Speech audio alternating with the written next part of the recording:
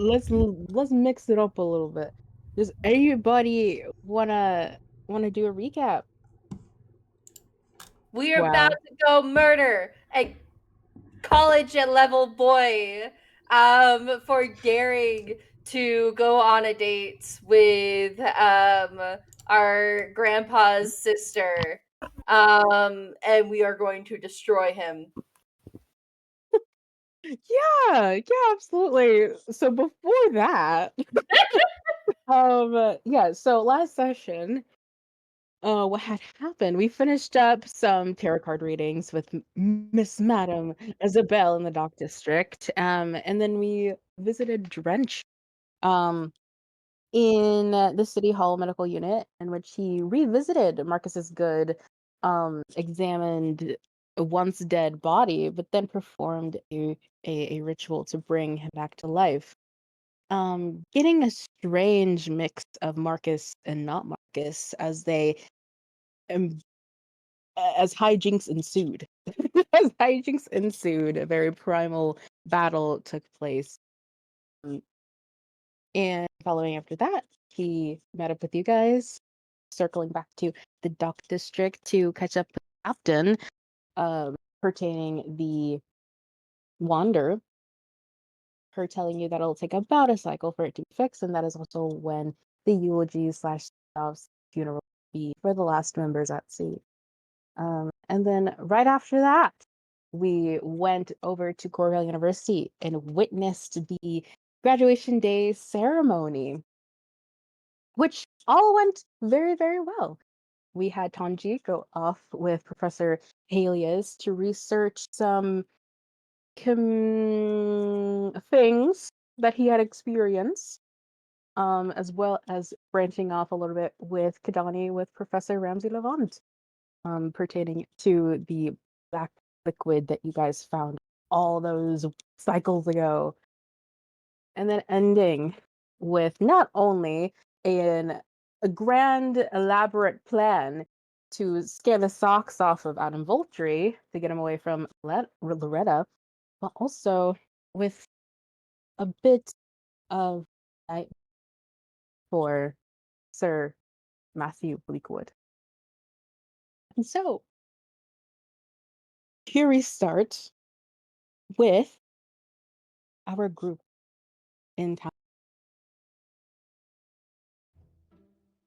After a somewhat stern talking to with Loretta, she kind of brushed off Maeveryn as she continued down into the streets with Adam and posse of boyishness. And so we're here with Maeveryn, Kahdani, Tanji, Fellken, and Drench as they stand there about to execute them. What are we doing? Fellken's running to the Bleakwood estate. Maeve's with Tanji. She just used the masquerade tattoo to change her appearance to just a blonde human woman. Tanji's pulling up cloak and putting up his mask. And they're going after the teens. Kahdani and I believe Drench are following close behind as backup for the tailors if they so need backup. Not enough, not where Loretta and them can even have the hint of getting them, but just backup basically. Okay. So we will start off first with Tanji and Maeveryn. As we travel through the street, and as you can see on roll at the moment, about maybe 15 to 20 feet ahead of you, you do see the white cap and gowned boys that are surrounding Larta as she is traveling with them, seemingly closer to the city center.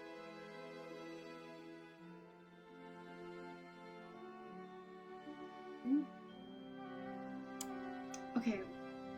Wait, We're okay, not making any big moves yet. Right, but what exactly do we hope to accomplish here? Scare the shit out of them? Try and make them be seen for the fools that they are?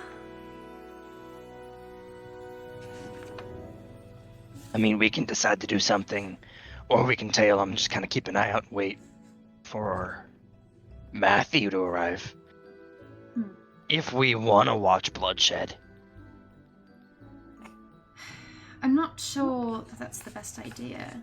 Wait, I totally forgot to mention. I totally forgot this. I can, with my masquerade tattoo, I can change my appearance too. Or like my clothes too. So I could also dress up as a graduated student. You have seen it before. Okay. Is that something that we would want, like, add a character? Wait. Or two? Wait. Do you have... what's your friend's name? Your little friend. My rat? Yes. Rat.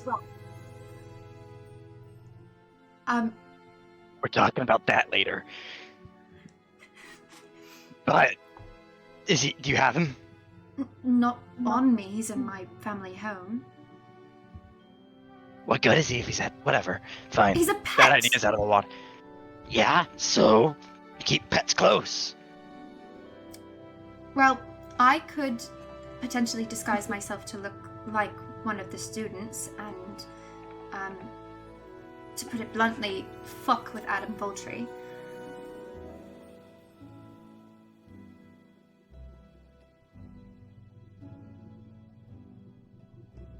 Do you think they respect any of the teachers? No, but I could expose him for the asshole that he is.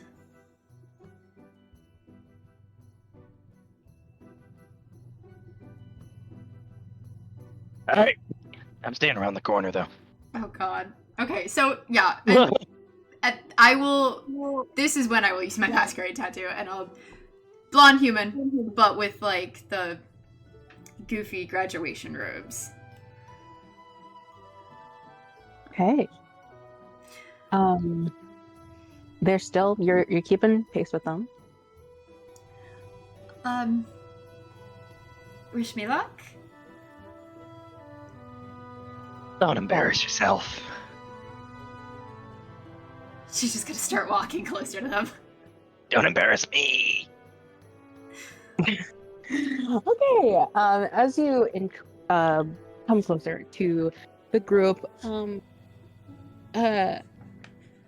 still kind of not being used to the whole decrease in population due to the lockdown. It's still pretty populated in this area right now as it heads to the city center, and you guys are probably about a 5-minute walk away at this point. And as you inch closer, you hear, these group of men. They're just talking about random stuff, commenting on their surroundings, talking about random high school, or not high school, but university drama, with Loretta being embraced by them as they're walking. Maybe you see them kiss each other on the cheek every once in a while. I'm gonna try and catch up next to them, and I'm gonna go... Oh my god! Is that Adam Voltry?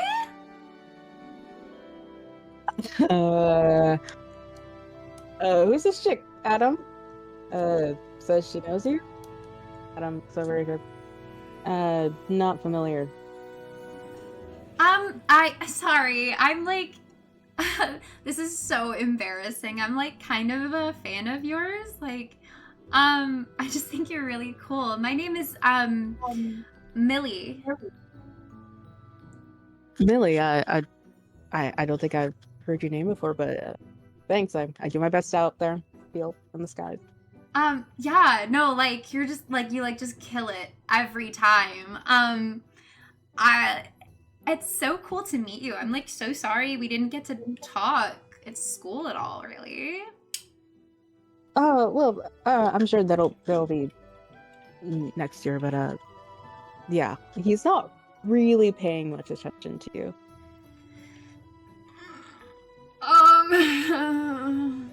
If you want to make a persuasion check. You can. Yeah. Yeah, I'm gonna do that.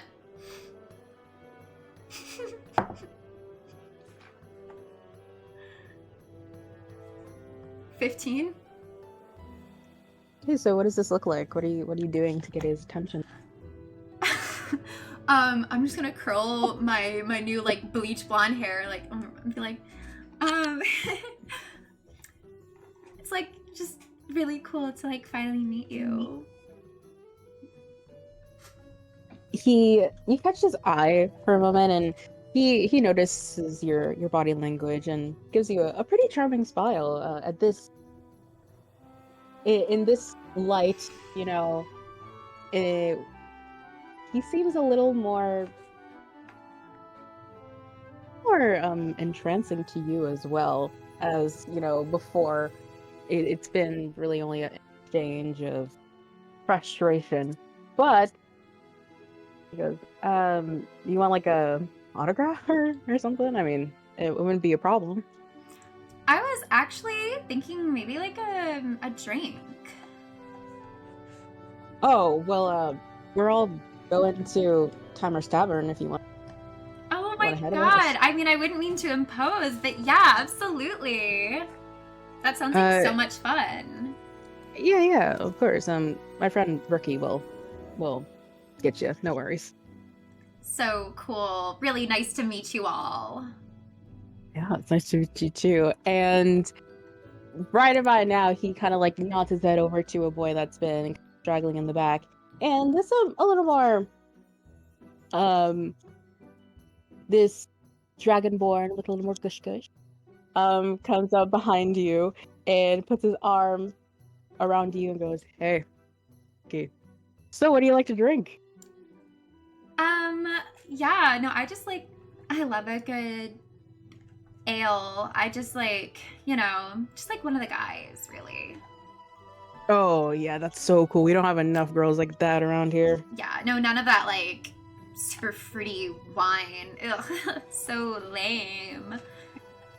Yeah, absolutely. You ever been to Divers?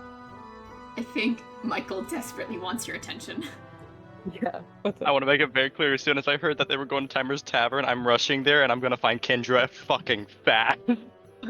Okay, no problem. Go on. This conversation, Maven, you probably would have seen Tanji kind of dart ahead of you. As right about now you're entering the city center, seeing the image of the dove fountain, and the air seems a bit empty here, but it's warm. It's definitely warm with the sun going down. But you guys make your way into Timer's Tavern, and it's pretty dead right now, even though it's the end of the week. The lockdown is coming in soon, but you still see one tiefling man, Tanji, as you rush in. This tiefling man you're not familiar with at all, probably a new employee. But he goes, "Hey man, we're about to close. Is there anything quick I can get you?" You're closing? Yeah, in about an hour or two. You cut out in about what? Yeah, in about an hour or so. Okay, yeah. Is Kendra in by chance? Kendra, she's counting up the checks. You cut out again. Kendra, she's counting up the checks in the back. Cool. One moment. I'm going back. I'm gonna go and see if I can wave anyone down. Yeah. Hey, Yeah, Oh. okay. Right. I come through here a lot. Can you just go get Kendra? I understand. You're new.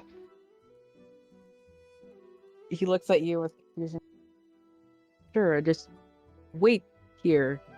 And he goes to the back door. And a few seconds later, he comes out with Kendra. I knew I smelled trouble coming. What do you need? There's more of it coming. Now, What's that? we've got a group of kids coming in from the university. Collection of Merfolk and non. And some of them might happen to be assholes, and one of them might happen to be the daughter of a colleague of mine. And if we could just try to see if we can reveal asshole's true colors to said daughter, that'd be great. All I think it would take is maybe a spilled drink or something. Tanji, a lot of assholes come through here. I think you need to be a little more. Okay. Adam Especially Vulture. if they're- don't know who that is. I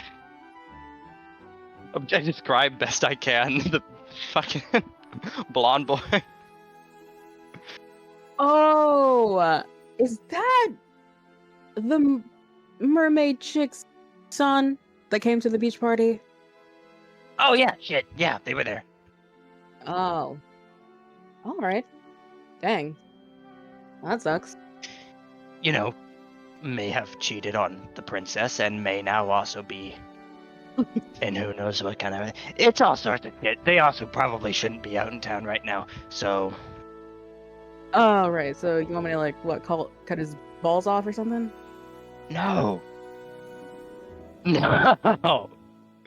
Right Yes. about now, you hear the door open, and you I'll drink. see the group, the group of the university boys, along with Narada, and what you know to be a disguised. Linking up Um, bottles as that door opens. Roll behind the counter. You see Kendra, motion her head over to you with the new guy as he pours you a drink, and she goes, well, some new patrons in my tavern. What can I get you guys? And they'll all, kind of convene around the main bar area since there's enough room. And everyone is going to start taking orders with Ricky going, "Don't worry, babe. I got this." And he orders both of you, a mead. And when she gets to Adam Voltry and to Loretta, she goes, "Hey, so you come around here often? I'm not really familiar with these faces." And he goes, "Oh no, just me and my boys. It's graduation. We're just having fun, having a fun time." She goes, "Ah, right. Well, pretty far out the day. You can't really stay too long. You know that, right?" He goes, "Oh yeah, no. That shouldn't be a problem. But yeah, two me's over here." And she gives a very forced chuckle. She gets them their drinks, and she eyes you up, Anji. If you want to make an insight. Okay. 22. So, Kendra makes eye contact with you, and then quickly you see her eyes flash over to Adam Voltry. And when you look over at Adam, being a little more analytical about it, you see that Adam is completely infatuated With who? with Loretta.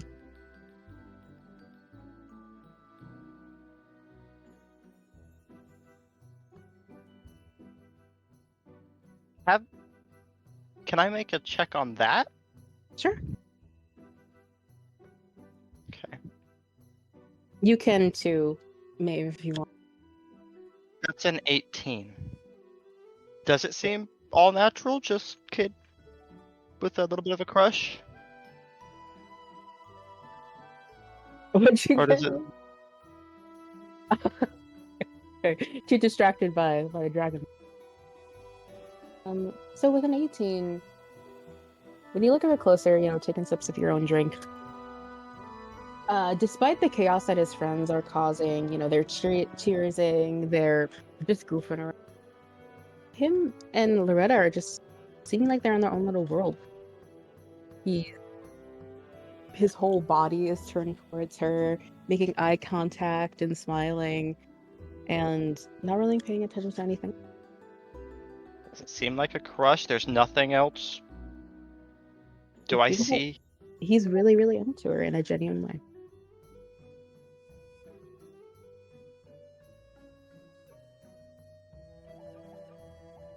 Okay.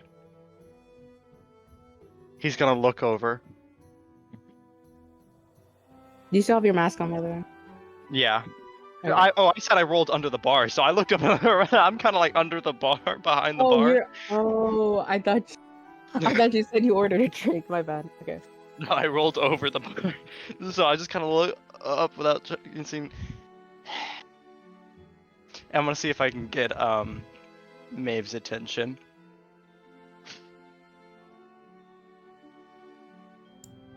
And just be kind of like,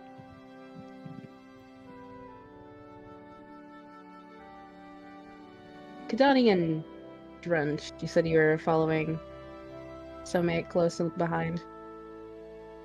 Yeah, me and Dawson were actually in the chat discussing as to where we're at. Okay, that's good. Sorry, you kind of slipped my mind a little bit there.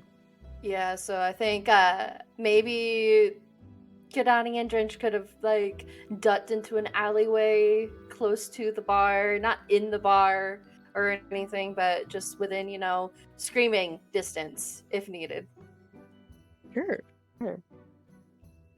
By the way, just refreshing, I know Kahdani has a sending stone. Who has the twin of that sending stone? Okay. Is it We have Fellken, two, or right? is Oh, it shit. Maeveryn? Let me check.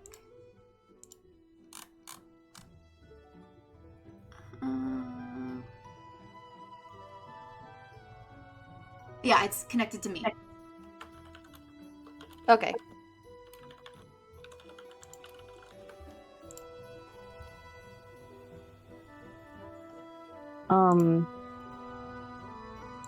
So Kendra smirks a bit and then kind of does that in your direction, Tanji, and she unbuttons her top a little bit.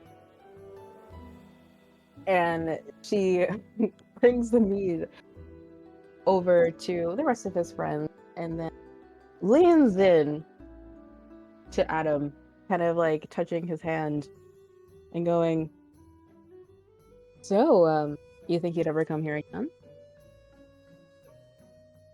And he looks at her hand, looks up at her, and just kind of chuckles a little bit and goes, maybe. Kind of have to drive a bit far." And Loretta takes Kendra's hand and goes, "Only in your dreams, honey." And Kendra, there's a flash of shock on her face, but then pride as she backs up and she's like, "I'll leave you to it then." And she gives everybody their totals for the night. And yeah. I want to just follow along behind the counter so I can slip into the kitchen unseen and out the back. And as I do, I try and make contact with Maev, just be like, I'm going out back. And one last flash detect magic on those two.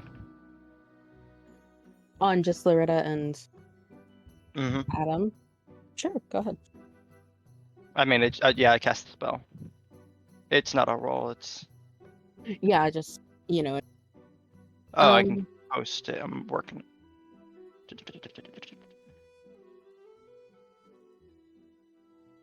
Why is it? There it is. Okay.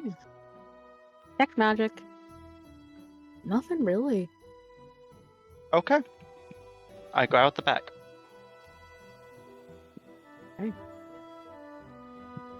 Meanwhile, Kahdani and Drench, what would you like to do? Stay in the place, wait for Tanji? Are you gonna meet them out front? I'm gonna wait for him, yeah.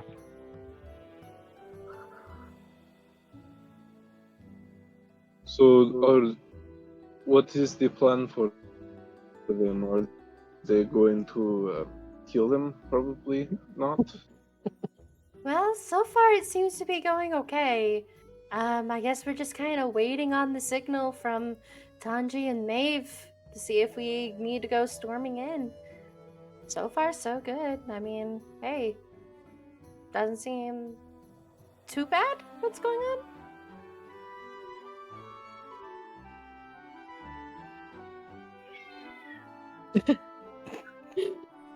Meanwhile, You're that random alley cat. Maeve, this Dragonborn has been ensuing in conversation with you, asking you things like, what's your opinion on women's rights, and what's it like being so beautiful, things of that nature. Yeah, no, like totally. Yeah, like I just think that like girls are just kind of like stepping outside of their station lately. Like stick to the status quo, you know. Like I would love for like a big, strong man to like open doors for me and stuff. Oh well, I'm like part of the wrestling team too. Oh my god, really? I'm like, what's your friend's deal, Adam? Like, is he like seeing anybody? Like, I thought he was like with the princess. Oh no, that chick, that didn't go over really too well. She kind of, at least from what Adam told us, she kind of went crazy and was like super clingy and super jealous, and so he broke up with her. Oh, jeez, I heard.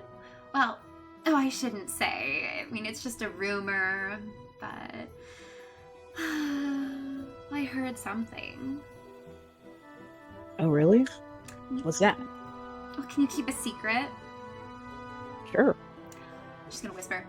I heard that he cheated on her. That's kind of fake news, to be honest. My boy Adam, he's not that type of dude, And honestly, what's the point in tying yourself to one person anyways? It's kind of crazy to think that you would only be attracted to one person, even if he did, like, whatever, he still went back to her. No, like, I totally understand what you mean. Like, I would, like, never tie you down. Oh, trust me, I believe it. He's trying to flex as he puts your arm around you. But so, like, are they, like he and that Loretta girl, like, are they serious? Or, like, what? Yeah. Actually, since he's been seeing that new chick, he hasn't really been hanging around us. I'm gonna be honest, a little frustrating that, kind of stole our boy Adam from him, but he's been kind of obsessed. They've been going out with each other every night. Well, that's so awesome. And Maeve's just gonna bide her time. Okay. I'm not just outside waiting. I'm at the door. I'm preventing any of the other party members from going in right now if they arrive. Okay. Well, a few more minutes pass, and Kendra says to you all that she has to close up as it's coming to curfew time. And they all pay. And they start heading out back towards. And Kahdani, Drench, and Tanji, you do see this group of boys heading out. And just before they go straight into, and all of you see Loretta and stop by the Dove, throw coins in there, as gives her a little kiss, and he heads down towards Dawn, leaving her there.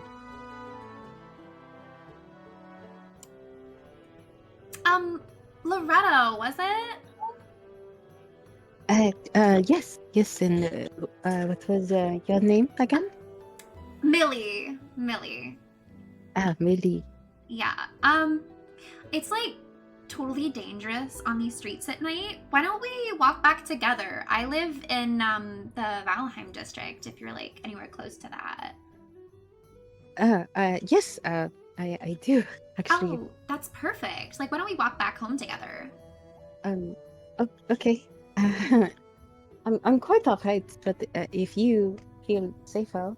I mean, I would probably feel safer, yeah. Okay. Yeah. And all of you do see this, or eavesdrop on them. I mean, we're following them, right? At a distance. Yeah, gotta make sure they get home safely. Are we Now going I to be feel like a following bag the of others? dicks. I think we misread this entirely. And I hope she gets home before Fellken gets to Matthew. Good thing you said that. Fuck. I can. Go ahead, Kahdani. Do we want to sprint all the way there? We could try to stop him from meeting her halfway. Prevent the death. I can use message maybe if we can find him to get Maeve to direct Loretta a different route. I'll Maeve direct her a different route. Okay, let's run. Let's go. Yeah.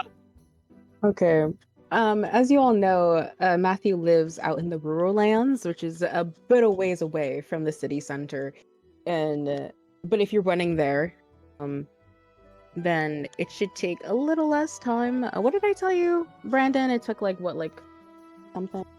I 45 think it was an hour and 40, I think. Wait, hold Oh. on.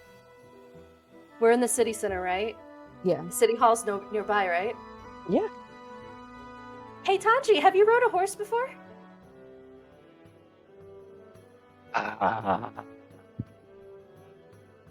Been about 2 years and it wasn't legal. Let's go. Okay. And so Kahdani is going to lead the group, and we're gonna go get Rook, and also get and also see if we can borrow one of the other horses for Drench as well. Sure. Okay, so you guys sprint off quickly into City Hall, down a couple of stairs, around a couple of corners, and you're met with the same stable boy that takes care of Rook all the time. And he's like, whoa, what can I do for you guys? Hey What's the man, rush? I just want to take Rook out here for a run here real fast. Is there any other horses that need a real quick run? Yeah, we got a couple. Yeah. Oh, wonderful. Drench, see if you can find a horse here, and I'm gonna saddle Rook up real I fast. have not ridden. You all I do have need not to ridden one of set- these before. I've ridden a few, but I have not ridden one. Oh, You do need to sign a bit of a waiver if you've never ridden one, and also a sign in, sign out sheets. We really like to keep these horses safe. okay. Okay, so he brings out a couple sheets of parchment, guys, and there's a couple yes or no, and then a signature at the bottom. I can direct the one Drench rides on. We can share. I'm small enough. All right, sounds good.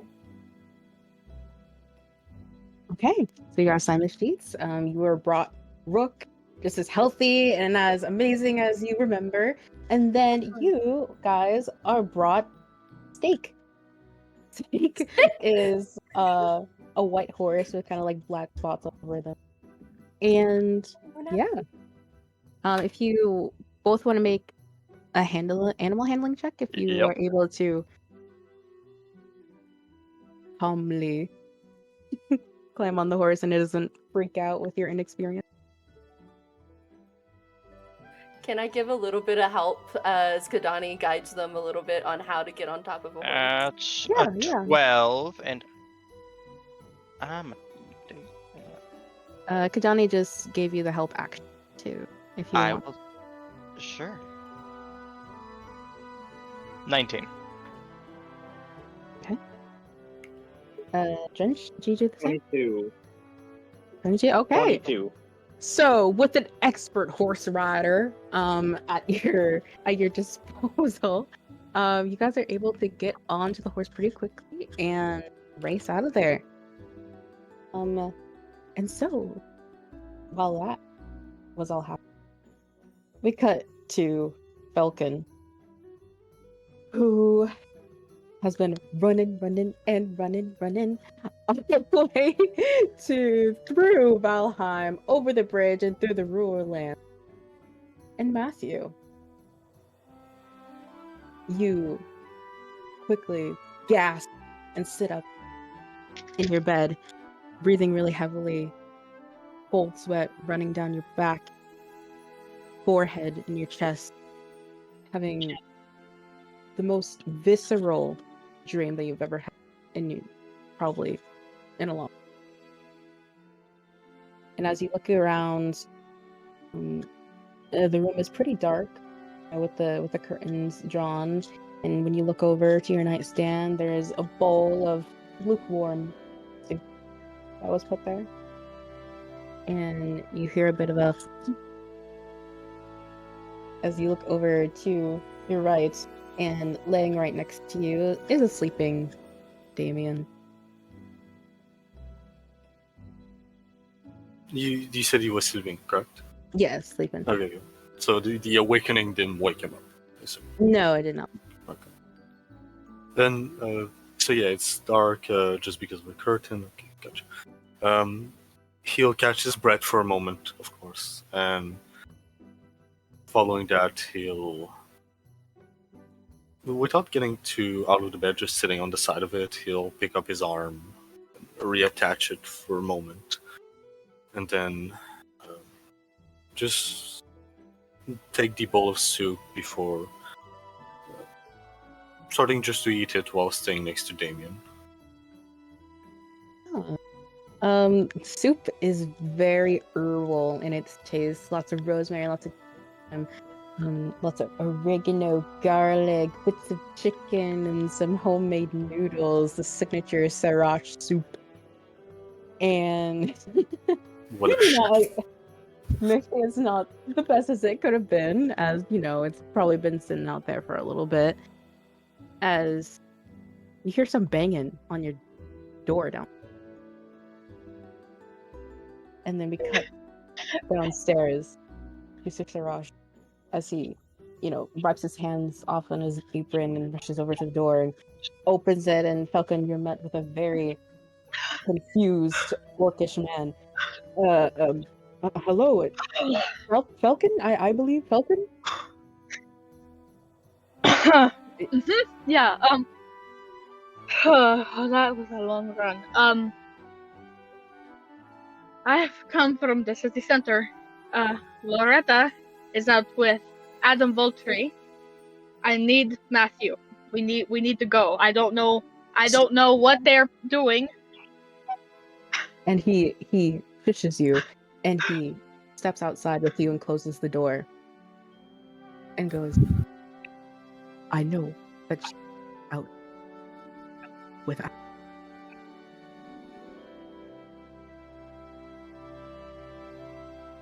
What? Yes, we should not. He is sleeping now. There was a bit of an incident earlier today, so we should not disturb him. But I am aware of this, and I assure you, as I will eventually assure him, safe. Hold on. You don't know Adam Voltry. He's a douchebag. No, douchebag. Go. Get some.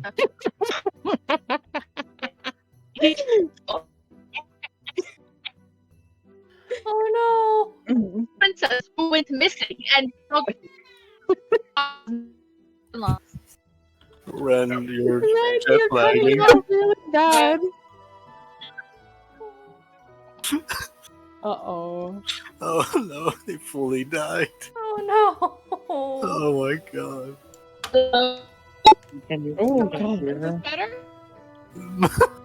Oh, We geez. heard you. Yeah. For a brief moment. Are you there? Okay. Okay. Yeah, I'm alive. I'm on Dawson's phone. Okay. You Uh, started This- cutting out right when, like, Sir Saros told you that Loretta is safe.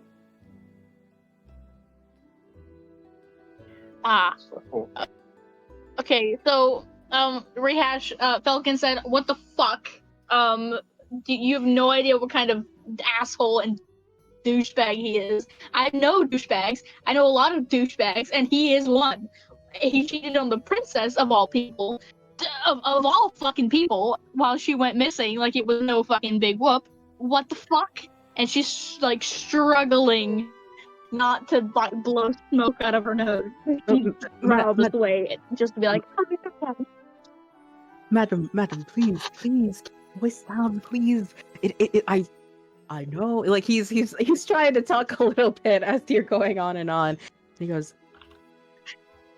I would never, Loretta or Damien, endure something or go through something that I know hurt them.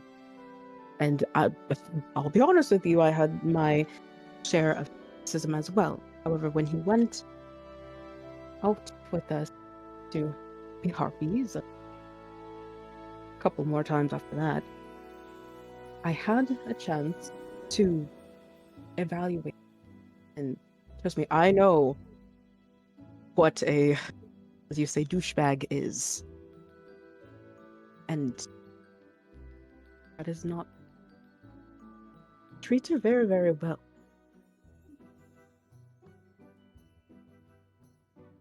you don't think that Matthew would want to know about this? I'm pretty sure Matthew has the same mindset as me about this boy. Loretta confided in me. And I was going to tell him.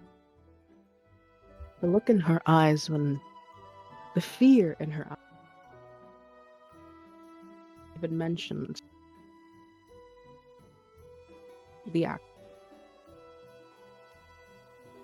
Something could not ignore. And even though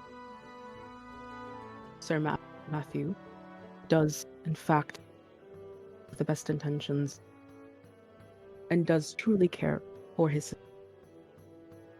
I don't quite think he understands that there needs to be an air of leniency in terms of exploration in this particular category.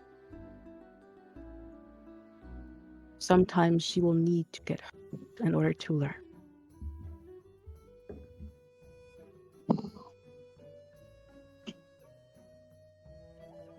She just kind of gives him a half side eye and shakes her head, rubs her temples. Fine. I am not their guardian. Just know he is trouble.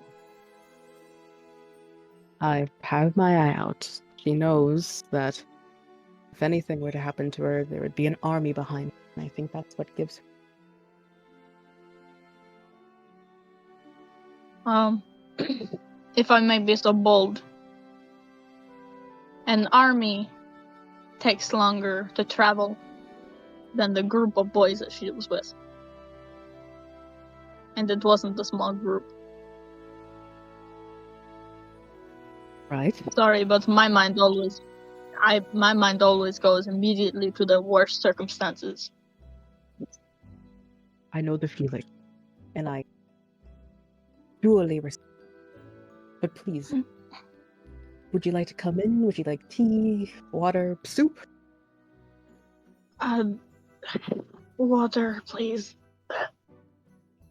I did run the whole way here, and it has been a while since I've been on the court.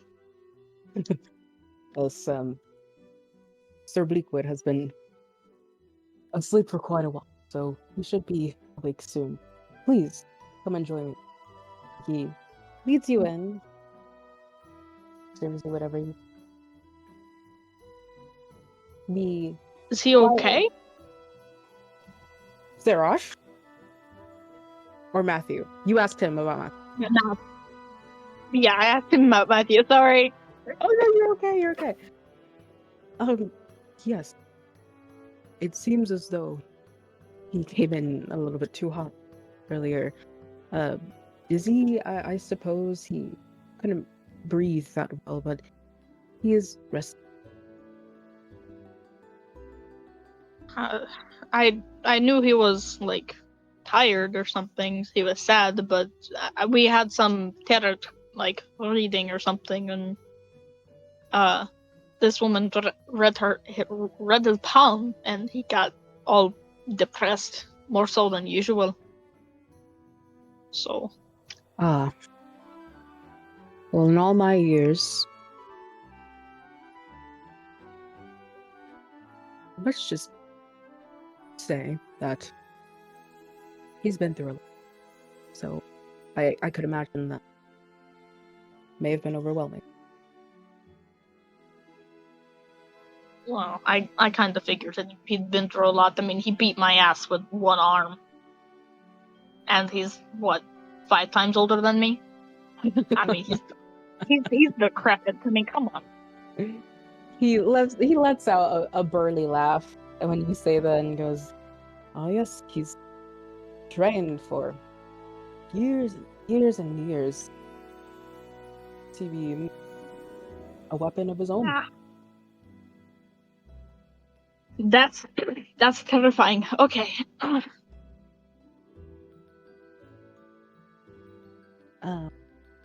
But yes, he's doing all right.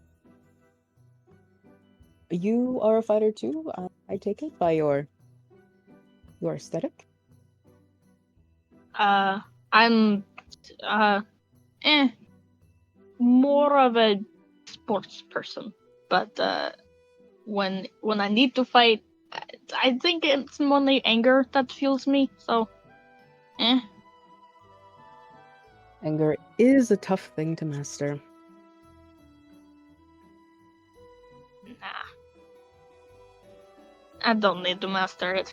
I can use it pretty well, if I do say so myself. What sport?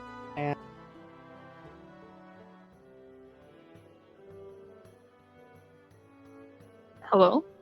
Hello? Oh, sorry, you cut out. I'm so sorry. No, you're okay. He asks, what sport? Mostly ball basket. I did some country cross in maybe a couple years ago. Ball basket. Oh, I have not heard that in 20 years on my travel. Oh, there was a formidable Dragonborn who was very, very good at ball basket. During my time, Dolly was transferred there. That was the most popular ball basket. Fun game. It's good for the leg. Is that where you're from, Dolly? Yeah. My yeah. Beautiful place. Beautiful. And he takes a sip of his drink. She just kind of goes, yep, yeah, 100%. We now birds take away and fly overhead a little bit across the bridge to Maeveryn. Go ahead then.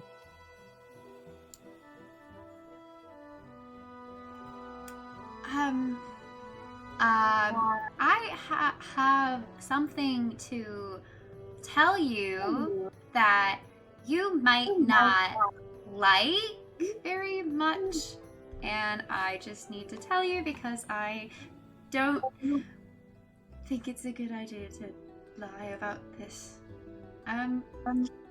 So,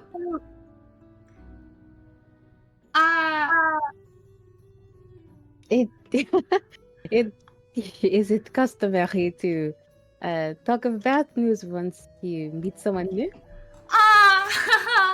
well, we're not meeting for the first time. And Maeve's going to use her tattoo to turn back to herself. Maeveryn! She's stopped in her tracks and she backs up just a little bit from you. Meanwhile, you hear the clomping 2 sets of horses behind you coming in hot.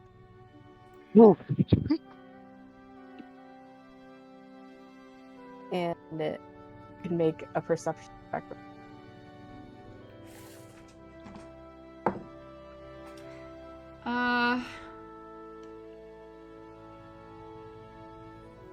No. 13.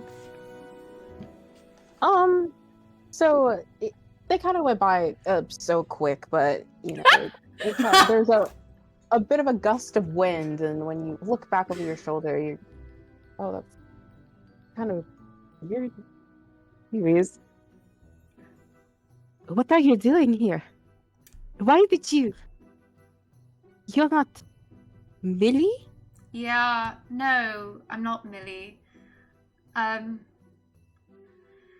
Look, I was gonna keep that a secret, but frankly, I figured it would be better to be chewed out by you and have you know that you have someone you can trust than another person who lies to you or tries to manipulate you and control you, and I just... Isn't that what you're doing? Huh?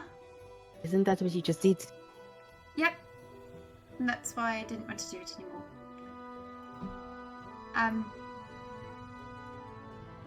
Honestly, I was very scared for you. And I'll let that overwhelm my judgment.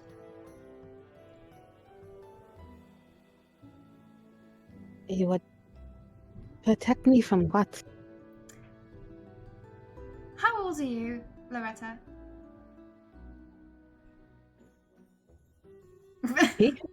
15? Yes. I will be 16 soon. How old were all those men? As a mix of 17.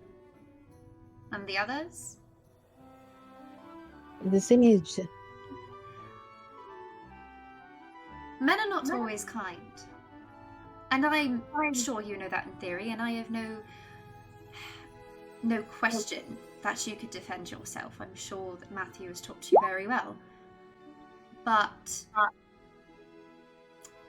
I felt great fear letting a young woman who I know walk away with a group of men like that, especially during a lockdown, and even more so because I distrusted Adam Voltry.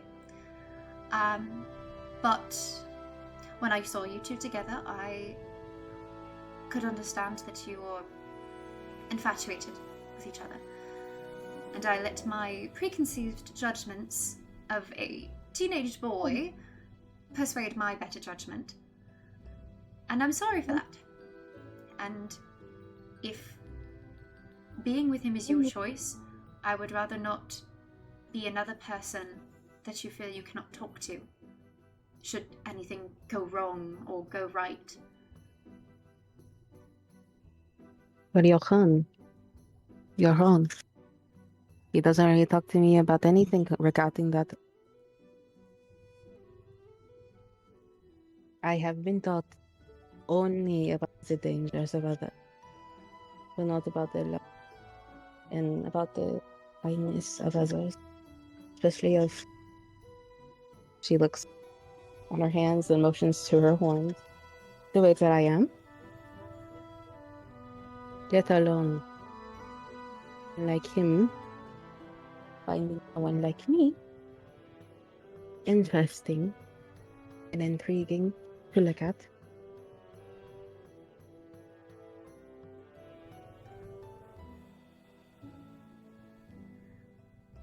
think you're a very lovely girl, Loretta.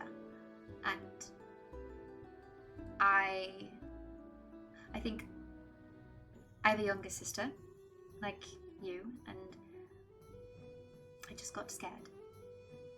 But you are a very capable young woman, and I didn't want to deceive you any more than I already did. And I know that your brother can be harsh as well, and I can assume it's not easy to discuss this sort of thing with him. So, if you ever would like someone to talk to, not that I would blame you if you wouldn't want to after this, I will be honest with you. You know, it's funny. I know you are not too fond of my brother, but you two are very similar. No, we're not. Protective, a little stubborn, a little hot-headed, and a little aloof to their surroundings, especially when it comes to other people.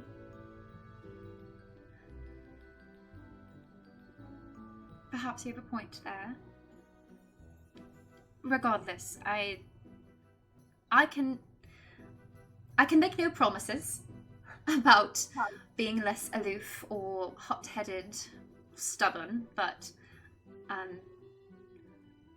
lying is not something I like to do much. And obviously I did not give the best impression. Michael!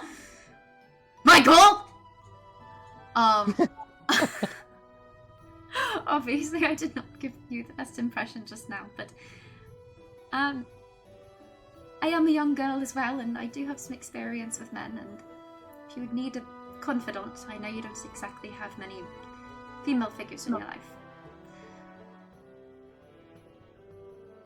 Thank you. I quite be alright.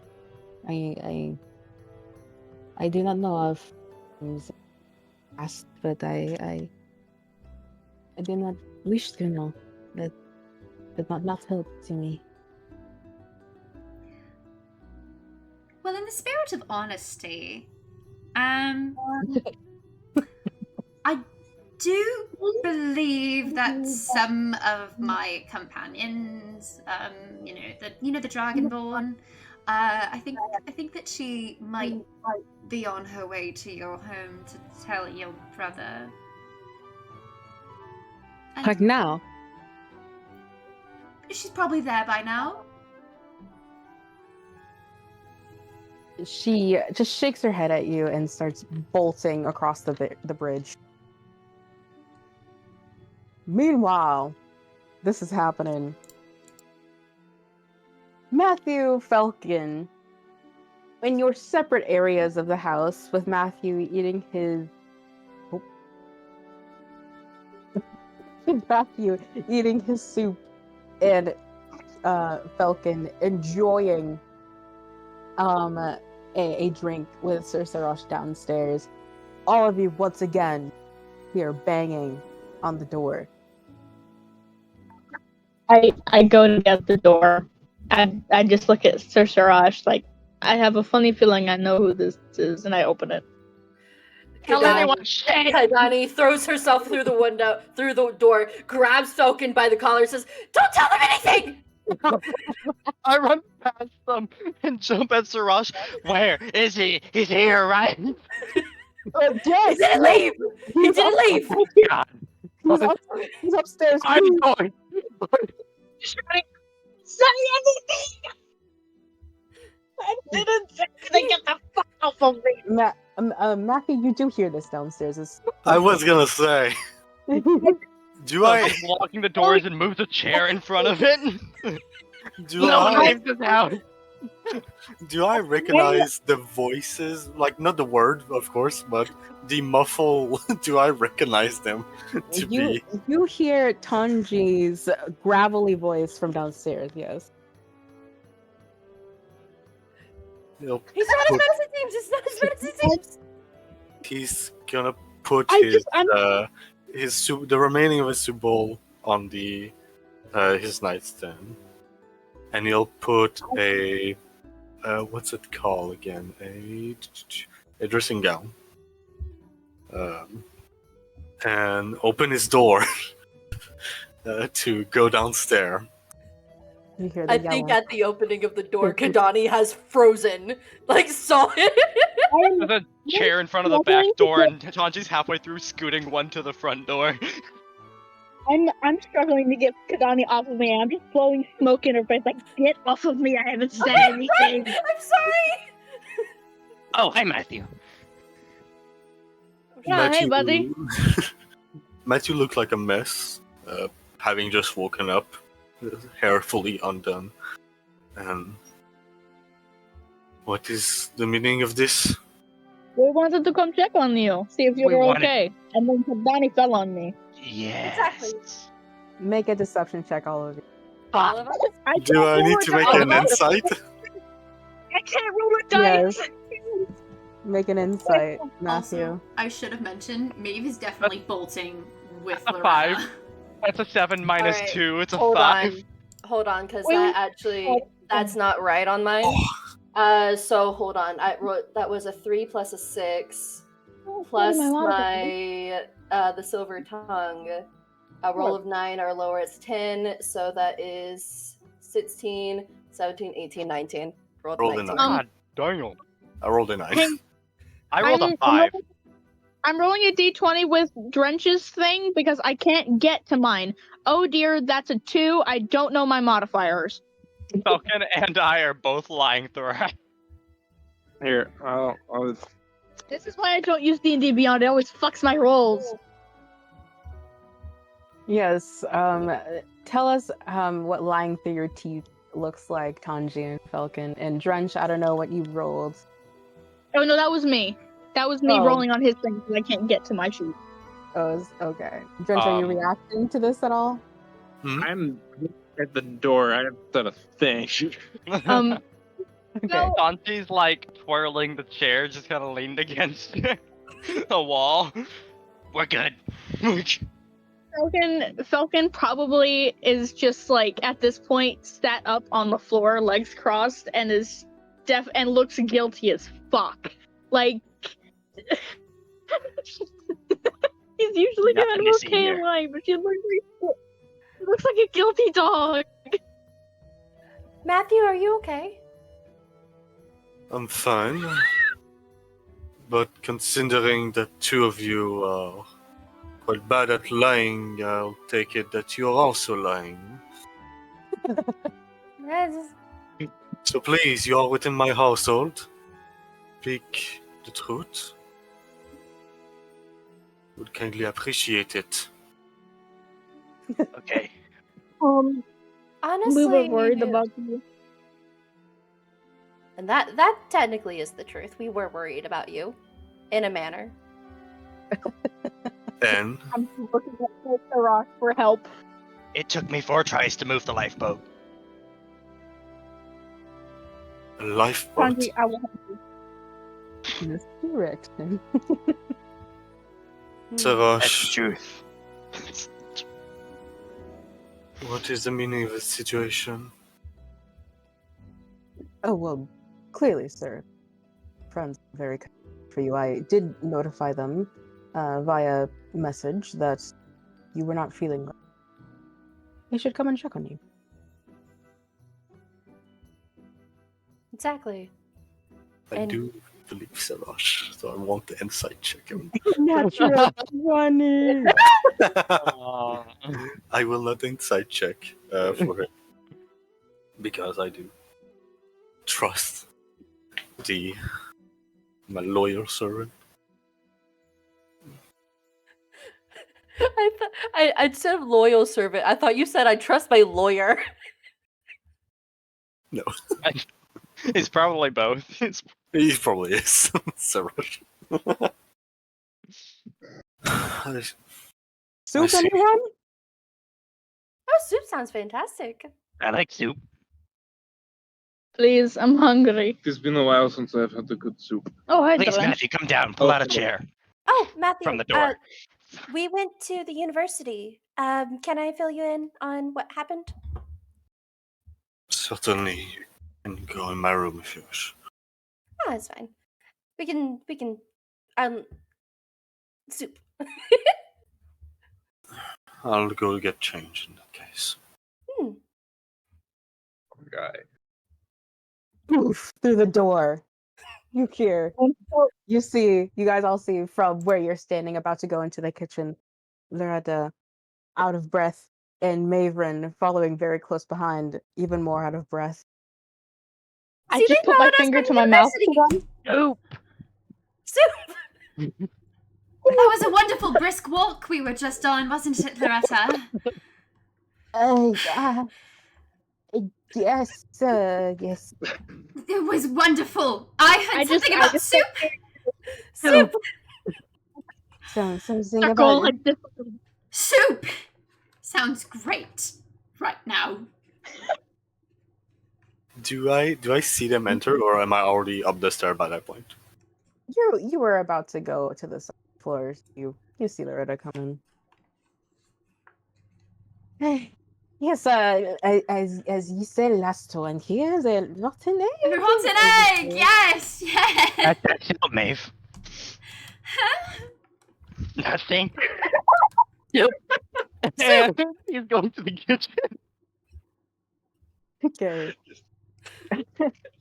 Sir Sarash, he, motions you all guys, sit, please sit down, as he goes into the kitchen, brings out multiple bowls of piping hot, his famous, super awesome, delicious soup, as he says, all in for you guys. Just a quick question from Drench. How good is it actually? Is it like decent or is it meh? Questioning the skill of Sir Sarash? Food, okay. Clearly He's he Gordon can't be Ramsay in trusted anymore, Lizardfolk so. form. True. Well, as it's sort of described, it's very herbal. It has like a yellowish, almost kind of like the soup from Ratatouille, almost that color, that beautiful cream color, with flecks of rosemary. Oh, I think this is a music bot. There was the music. okay. With flecks of rosemary and thyme, and there's carrots. There's chunks of chicken in it. The soup from Ratatouille. You mean Ratatouille? Ratatouille. Isn't it Yes. the food? The Food is the name of the movie? Yes, the food they serve is the name of the movie. Yes, Michael. No, the soup. The soup from the movie. The soup from the movie Ratatouille. Not the Michael. Ratatouille from the Ratatouille. Exactly. Oh, yeah. okay. The soup from Ratatouille, not the Ratatouille. Yeah. from Ratatouille. Exactly. Yes. Easy Got it. mistake, easy mistake. I said I'm in The soup. Ratatouille from the Ratatouille. Why are you bad? Clearly the Ratatouille from Ratatouille. Of course, of course. Of course. I'm a soup store. Fuck you! Yes. Oh god. Fucking hell. So yes, that's what it tastes like to your palate, Drench. Okay, that's not bad. What, Ratatouille?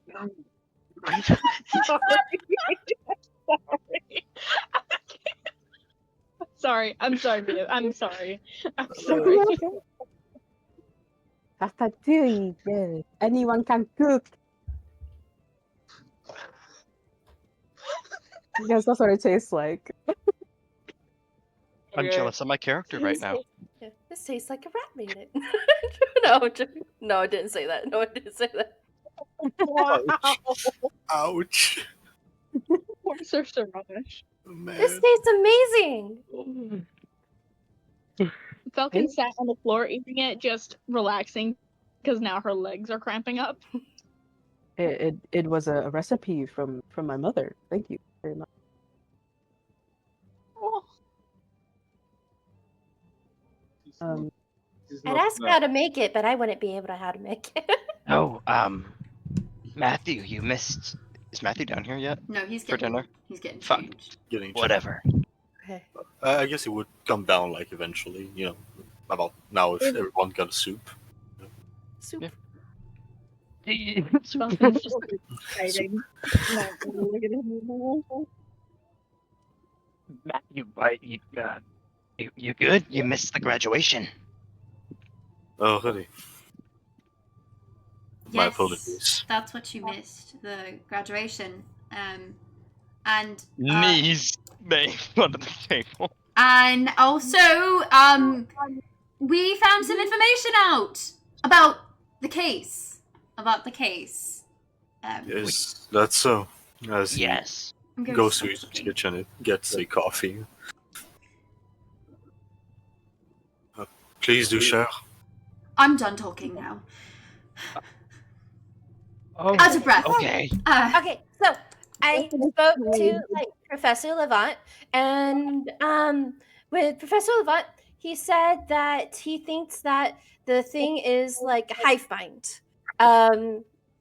Sorry, there's been a lot going on today. I'm thinking, my brain is remembering the facts. So he said that the thing is like a hive mind, not like a parasite or a disease or anything, but it's like the things that get affected like can talk to each other. So it's like a hive mind kind of situation.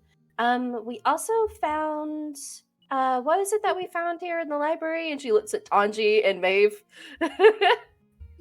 I learned the origins and names of some of the creatures I encountered on the seas, and we have some references to continue searching through for potentially the artifact we were looking into. And didn't we confirm one of the stories we heard? Yes. That's what I did today. Kahdani found a book from it's called The Folk Tales of South Sodden, and it had the folk tale that we heard from Mrs. Voltry on the beach day. Mrs. Voltry on the beach day. That's all I did. And you found also the book of maps, too, or I think it was maps. That like landmarks aren't described, and about like that northern crisis in North Sodden, but people were never seen again from. No specifics on what the hell the crisis was, just missing people, Never to be found again. No big deal. you know, as civilizations do. Which I suppose is connected perhaps to what we're dealing with. How can we link it, though? I don't know. I wonder if it was missing humans? It was a whole town. I doubt it was all humans. Unless it was part of... No, it's Sodden, so it's not. Right. Either Well, way.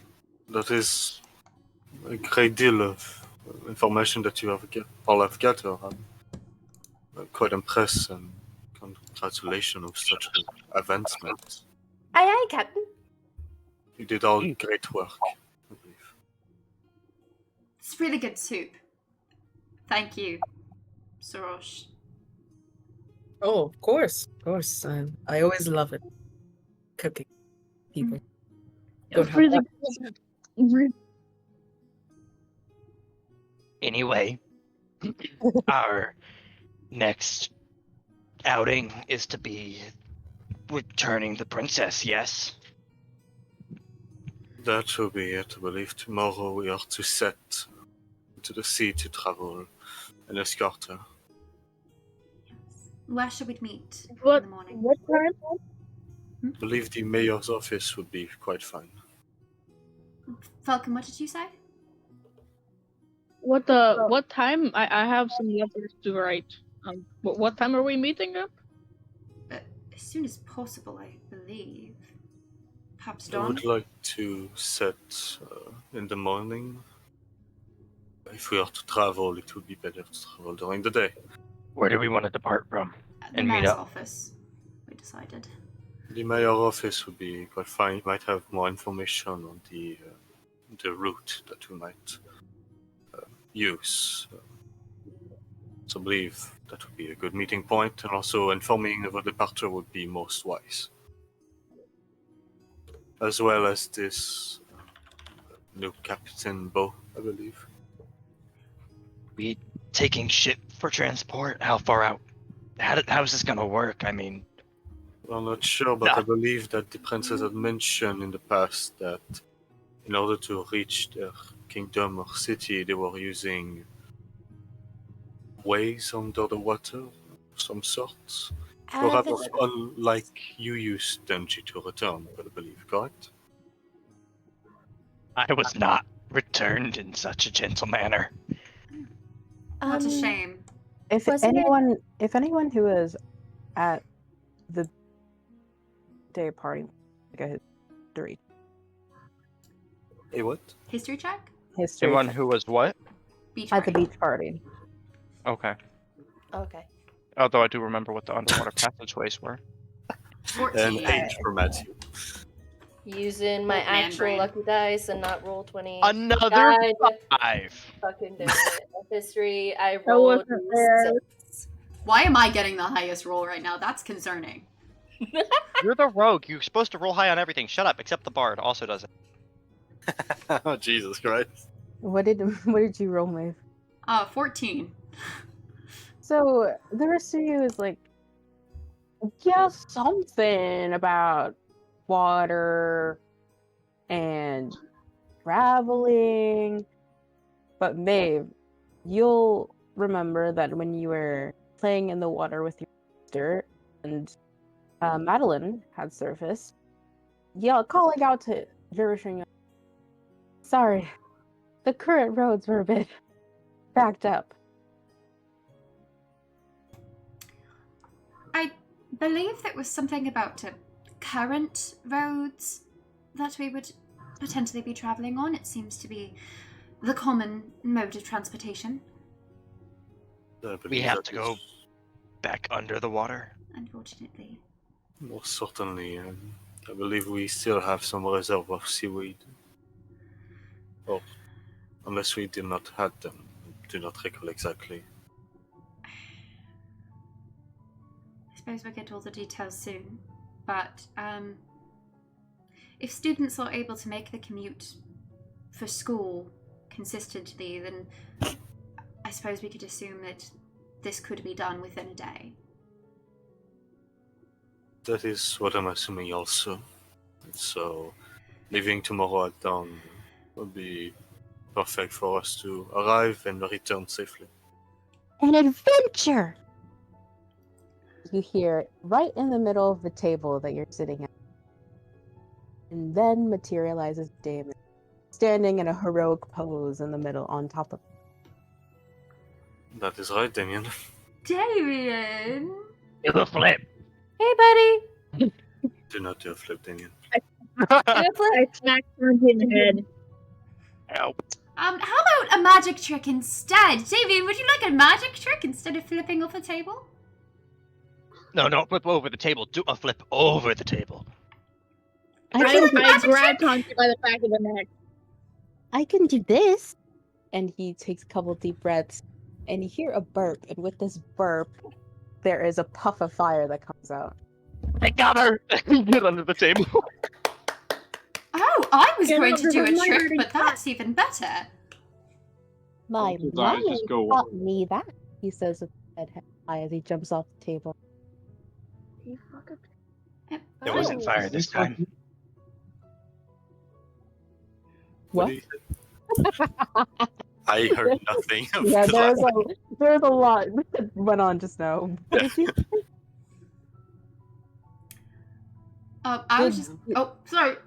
Did Dawson say something? No. Yeah. What did you say, Dawson? He asked if this is normal with your children for them breathing fire. And appearing and disappearing. I'll be quite honest, it's rather new to me, but not unheard of for their kind. As to my understanding, at least. Then Maeve. Go ahead. Maeve's just gonna try and do a got a coin behind your ear trick really dejectedly. Wow. A coin. She's just gonna give him the copper and walk away. And then Tanji, what did she say? I was just peering back over the table because I took cover when he blew out the smoke because I thought the only time he's seen this was when fire was blown at the ball. And so he had taken cover and he comes back out. We're good. Fellken shoves him out from her hiding spot.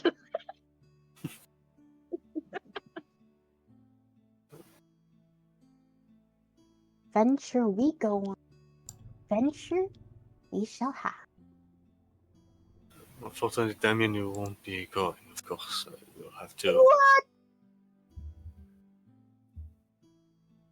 It's a little bit too risky for your age at the moment. But perhaps when you're older, I'd love to go on to these current road with you to show you. But as of now, I've been training so hard.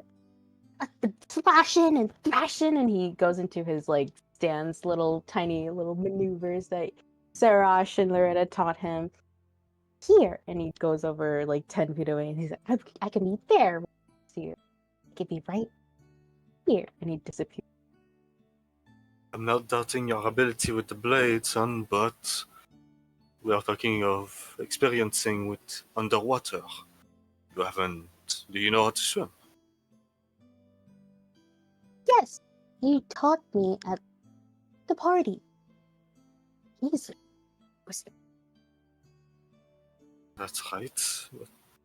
But you've never wielded a blade underwater. It's quite heavier. It's quite more difficult. Perhaps you can put that on your schedule, if you would like. Will it be home more if I do? What did you say? Will you be home more if I do? Homework? Home more. Will you be a more present father?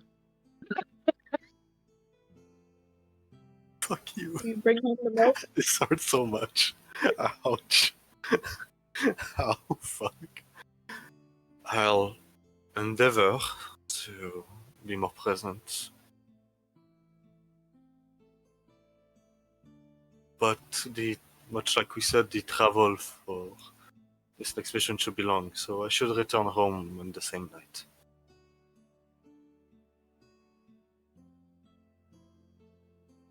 Come on, Dane. It's time for bed. I think you've got a little bit. Loretta clears her throat and gets up from the table and says, "That's what you always say. Come on, Damien. Time for bed." She picks him up, starts to go upstairs.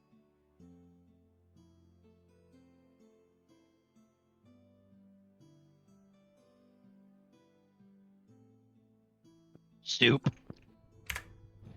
Perhaps we should leave the Bleakwoods after we intruded so harshly earlier. I'm sure they have much to prepare for Matthew's departure tomorrow. I don't think that's an idea. It's lockdown. Past sundown. But What does that mean? We're stuck here. I mean, you all are enforcers of the law, so maybe it will be okay, but they told us it wasn't safe. I'm going home.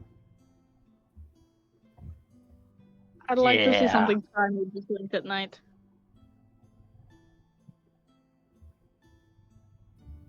If you would wish, if any of you needs be, we can make makeshift bed for the night for those who would rather stay, but don't feel forced to. If you believe this street to be too dangerous, just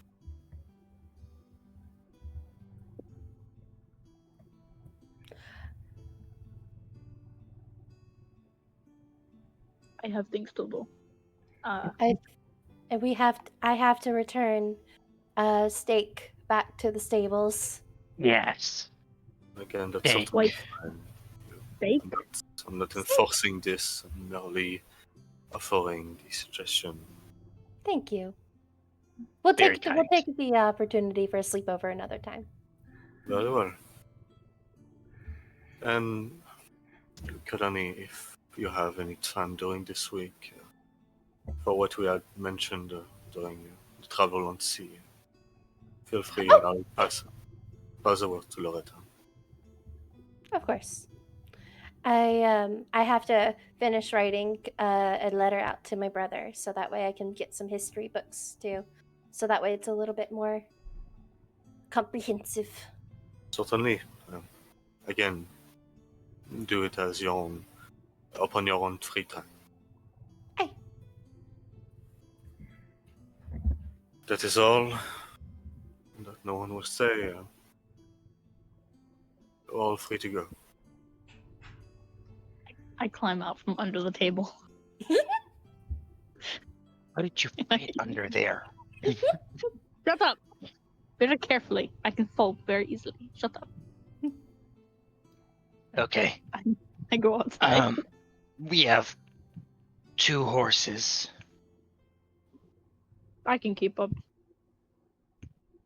Who lives the closest?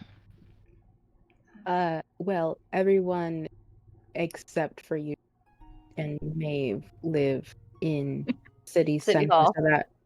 so that's closer than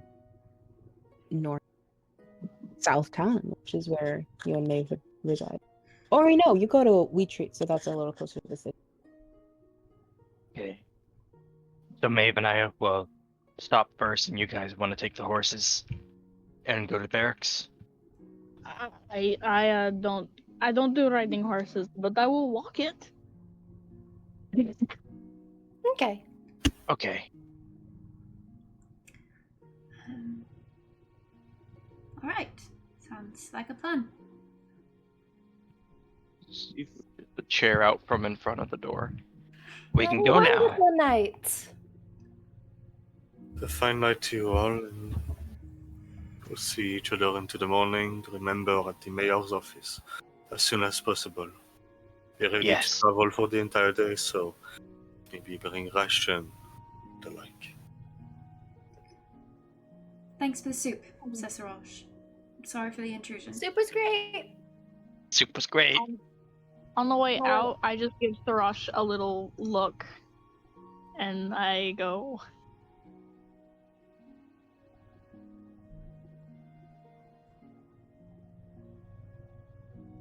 All of you leave. I will say, like, the moment that door closes and everyone's outside, Kahdani's gonna go, oh, thank fuck. Everyone's alive. No one's dead. No one's been sentenced to death.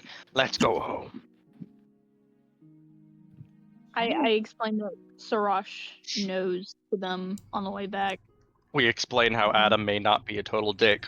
I'm going to explain that Loretta knows about the scheme. You're really shit at this, Maeve. Well, what do you think would have happened if she had walked into the home and saw all of you there? Stuttering, trying to explain to Matt. Okay, you know, I had it covered. It's We're just a success that we did not stab that blubbering fool Adam. That's not a success. I think misread it is. that. Drench, no. We Also, misread it entirely. You're okay. I'm just making sure you're okay. I'm still not sure that we did misread the situation, but I do think that she needs to make her own mistakes. Unfortunately, I agree with that. Also, Kahdani, I'm going to say this as nicely as possible. Please never tackle me again. I'm sorry, I was panicking. You tackled You're Fellken? okay. Well. He fell on me. I'm sorry. And then froze. When Matthew came down the stairs, he wouldn't get off of me. I have never in my life had such trouble getting someone off of me. And I live with a brother. Aren't you? Never mind. Let's just go home. Tanji, what? I'm on a horse that's walking away. I'm running up. I'm I'm walking up beside the horse. Drench, let's go!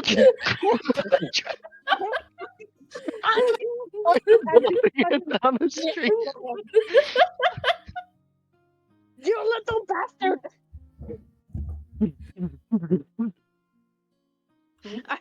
As fast as they can move.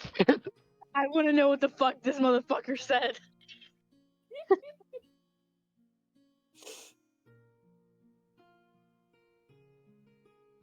All in all, no one died. It was a good night. We got soup. In the distance, you can hear, "The night's not fucking over yet, Tanji!" As you guys are traveling through the rural lands, over the bridge, through Valheim, the city seems a little bit like a ghost.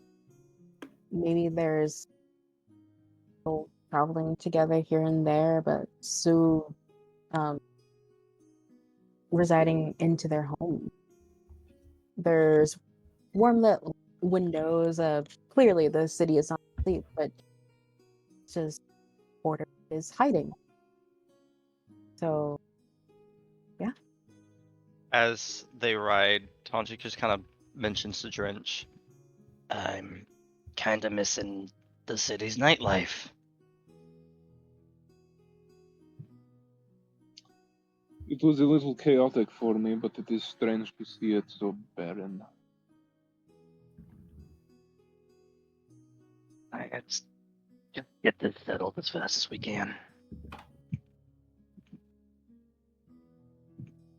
Agreed. I do not know what this is, but it is at this point beyond my ability to even understand, and that scares me.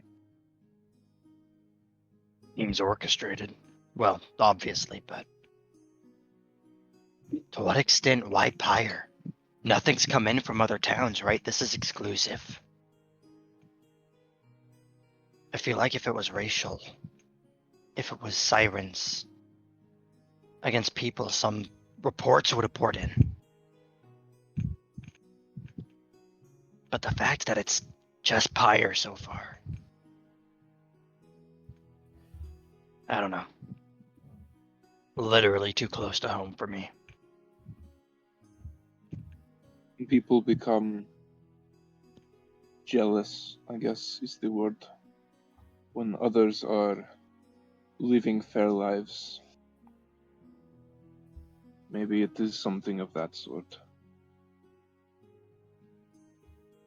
Fair lives. That's the other part of it. If this is sirens, exclusively sirens, why aren't the Merfolk being targeted? Aren't they the main enemy for them? Pyre's not supposed to have enemies.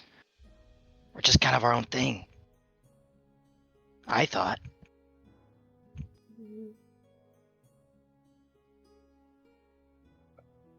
I have not been here long enough to know the political things of this city, but you live long enough, you make enemies, whether you know it or not. And this city, from what I've heard, has been here a while.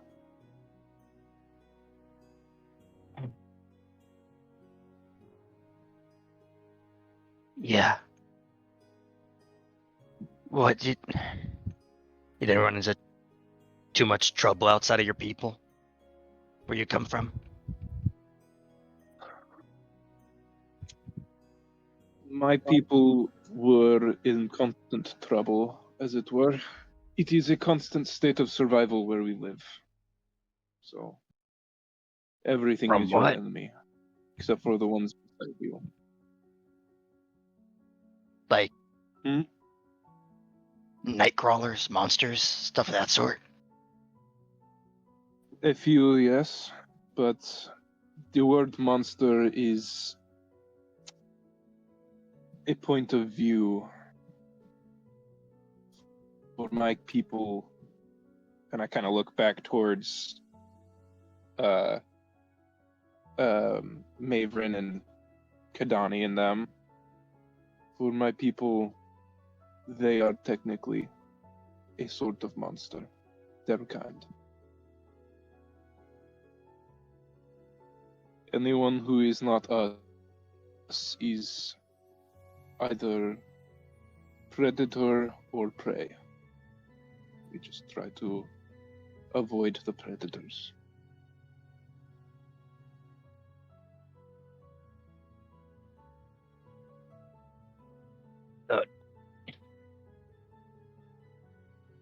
But there's an order to keep things in check out there.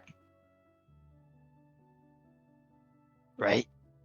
Like, something to keep the system from your people just falling under attacks like this. Generally out to Pyre.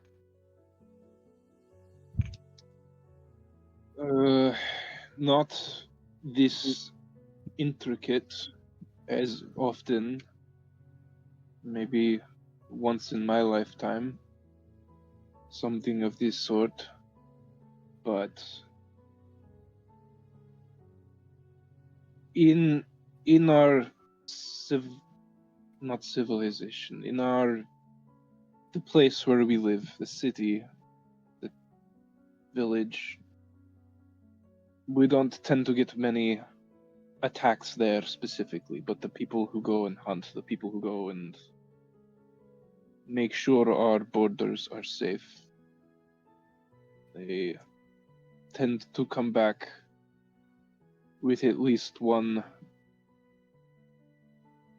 decent injury, if not casualty, every time.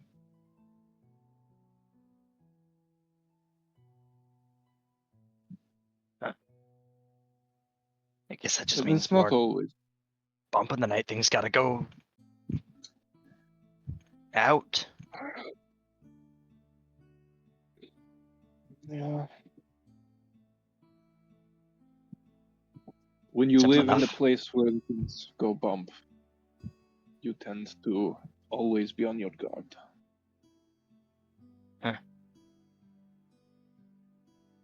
Not. Don't take this the wrong way. But if the situation's so tense there, why leave home?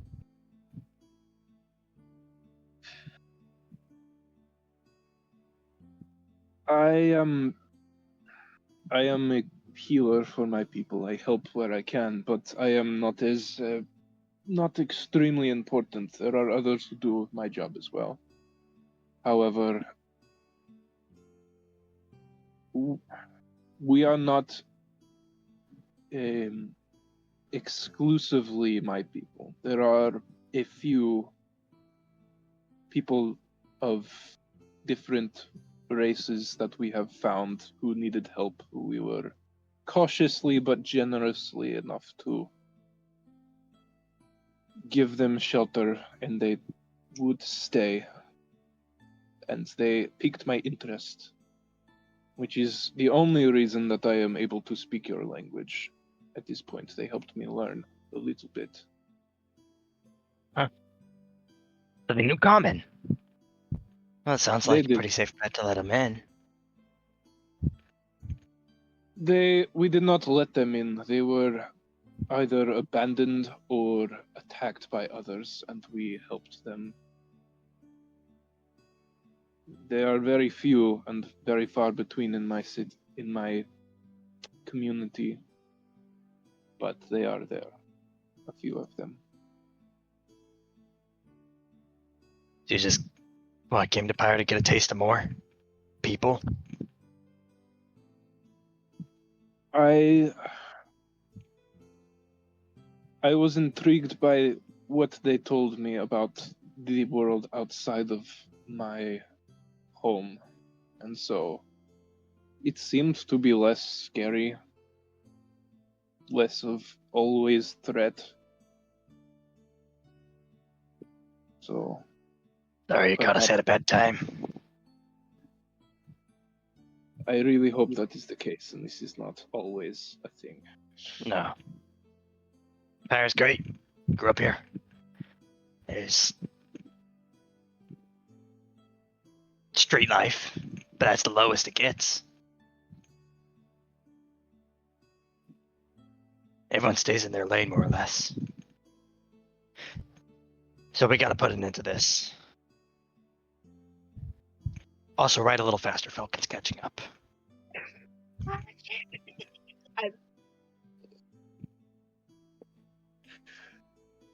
I will trot just a little quicker down home. She has 40-foot movement speed and she's dashing at you. A little extra faster. She will figure out what you were gonna say.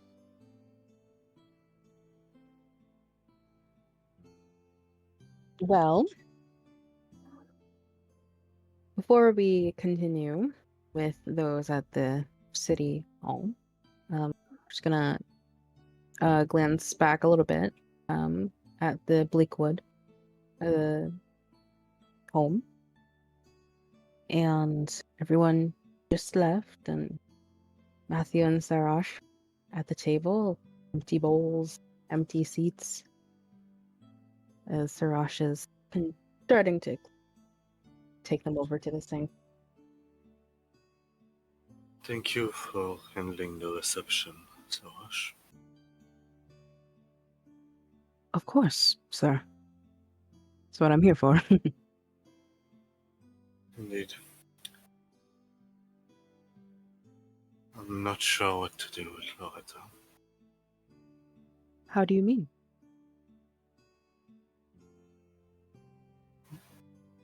She seems to become more stubborn. Acting more rashly, and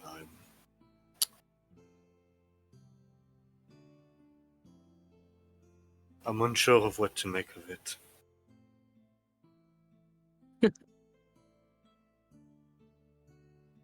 What is it? From experience, from one father to another. This is normal. As frustrating as it seems, trust me, I do feel the sting that comes from her recently. It's all in longing and envy. Figuring herself out, see. And I'm sure she knows.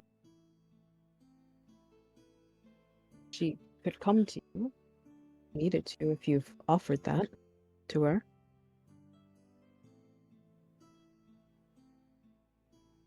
I have a hard time believing it. She seems so keen to remind me of my absence here.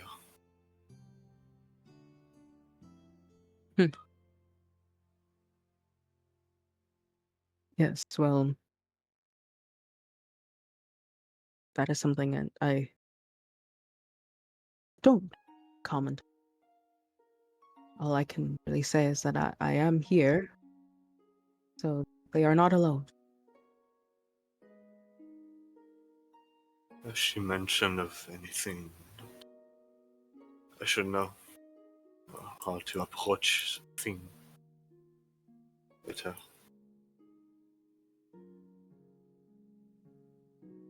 From what I've observed of her, there seems to be a curiosity and flourishing in other people. She's been taught here, she sleeps here, she leisures here, but from wanting to go to the festival and wanting to go to the ball and wanting to get out there more, seems as though she's ready to spread her wings. I think she's struggling with expressing that to you, probably. She had mentioned interest in going to university. Yes. I might have answered her a little bit more hastily than I had anticipated.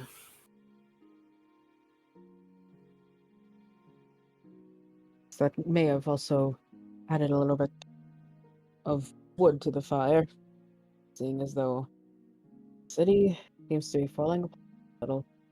They won't be taking any classes in next official academic year.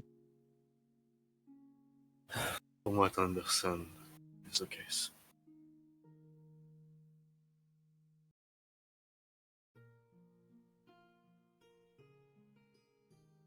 Anyhow, I'll... Are you feeling all right, by the way? You frightened me a little earlier. I had an encounter, most unpleasant.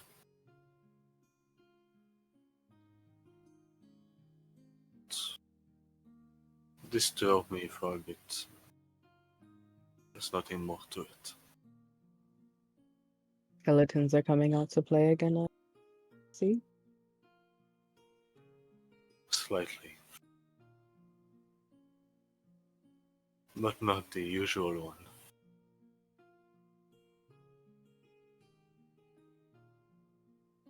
Anyhow, I should be fine.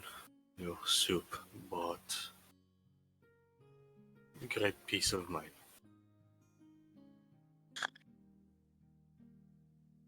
Yes. Well, always have to find the little things, right?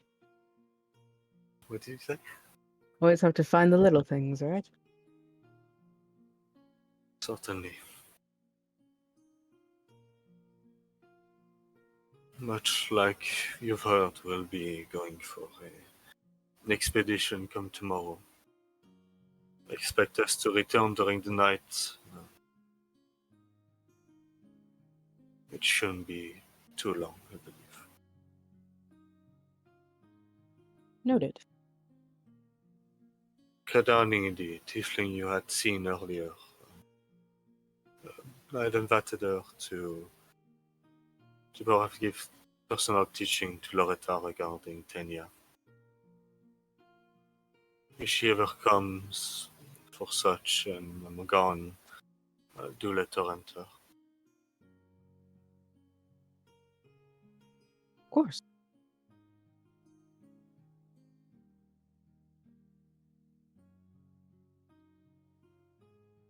On that note, I'll retire to my chamber, I believe. Thank you again for all the assistance you bring to this house. It's an honor, sir.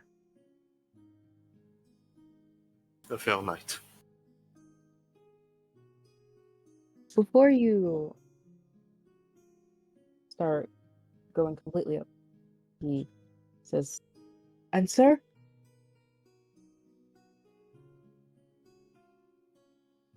Yes. Just be gentle with her. I'll endeavor to do better than my mother. A nod of approval as washes the dishes. And Matthew will go back to his room and prepare himself to bed.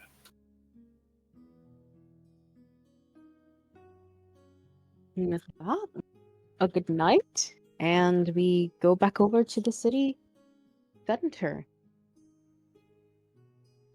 I assume that you all check Rook and Stake back into the stables, and which you do with no problem, and say your farewells to Tanji and May? Question mark? Be safe. You too. Can Yeah.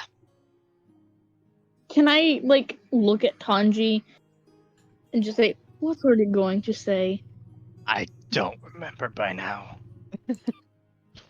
Mm-hmm. And she does the little like two fingers thing, like I'm watching you.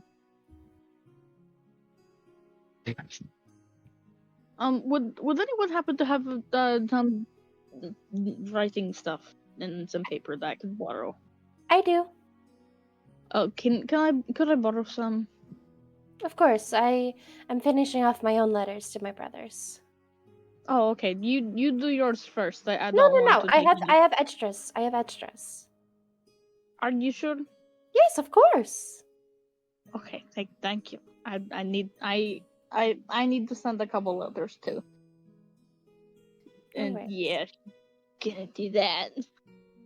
Sorry.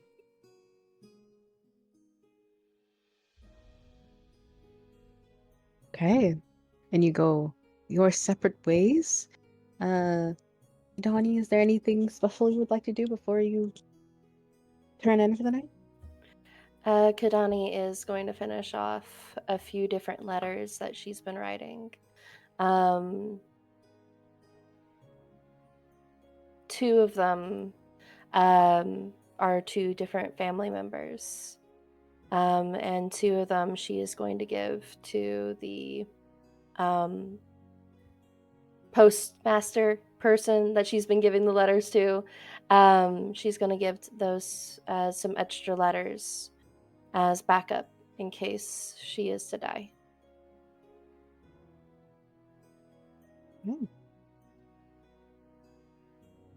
Fellken, what would you like to do before you retire? I want to write a letter back to Verdali.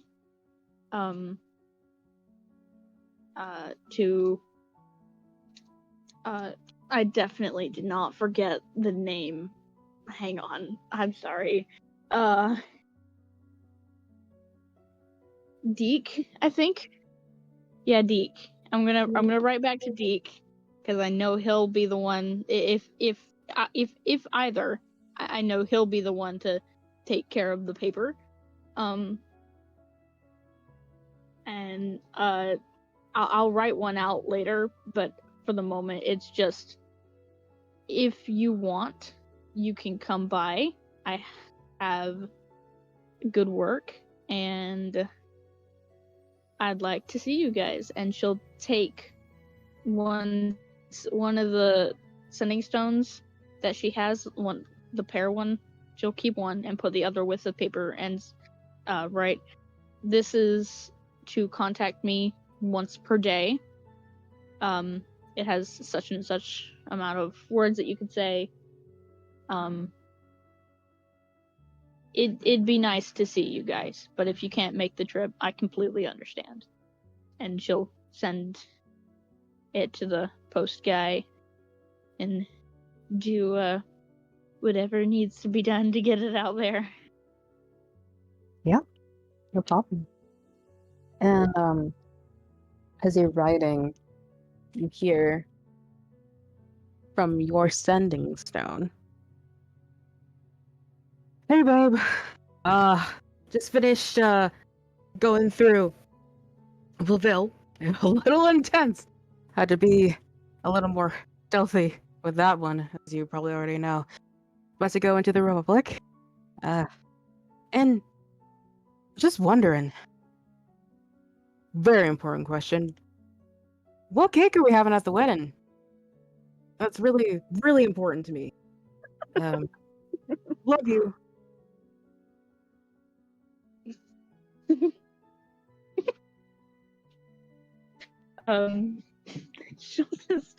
She'll try not to laugh out loud, and she'll respond, I hope you're doing okay. Please don't get killed, because then I have to start the war. I'm not so good with knowing all the gigs around here just yet. I assume you mean like the band. Okay. I don't recall if you said cake or band, but either way, I don't really mind. So whatever you want, dear. And that's the end of her position. Whatever you want, dear. I love it.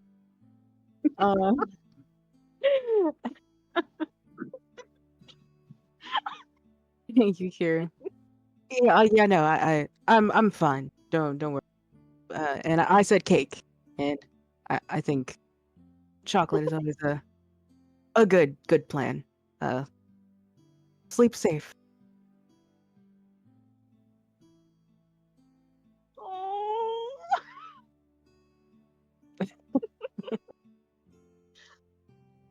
gonna have a fucking heart attack.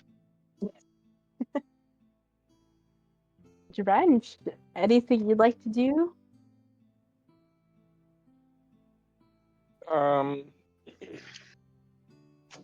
Drench is going to sit on his bed, kind of cross-legged, and have just a couple of his things from his equipment out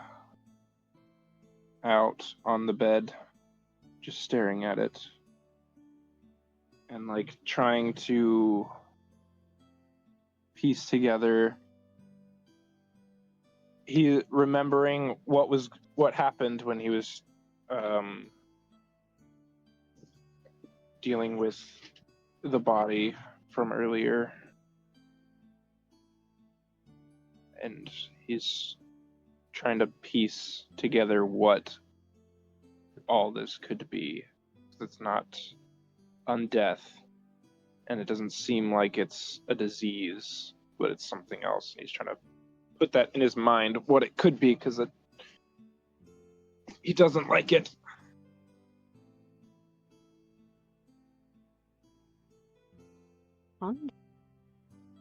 What are we doing before we go to bed?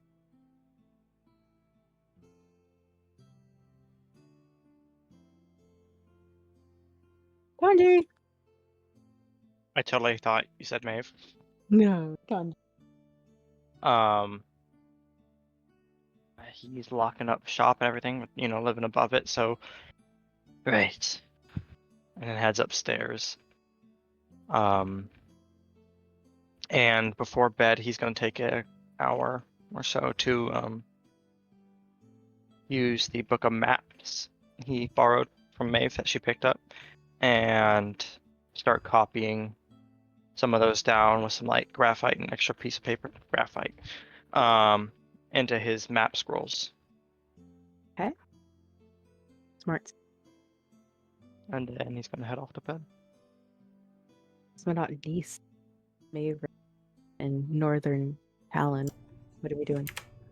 Definitely gonna head home. Is anyone in there? That's a wait. What time is it? It's pretty late. It takes a really long time to get from one end of the city to the other. So I want to say this is like the equivalent, like maybe midnight. Okay. Is anyone awake?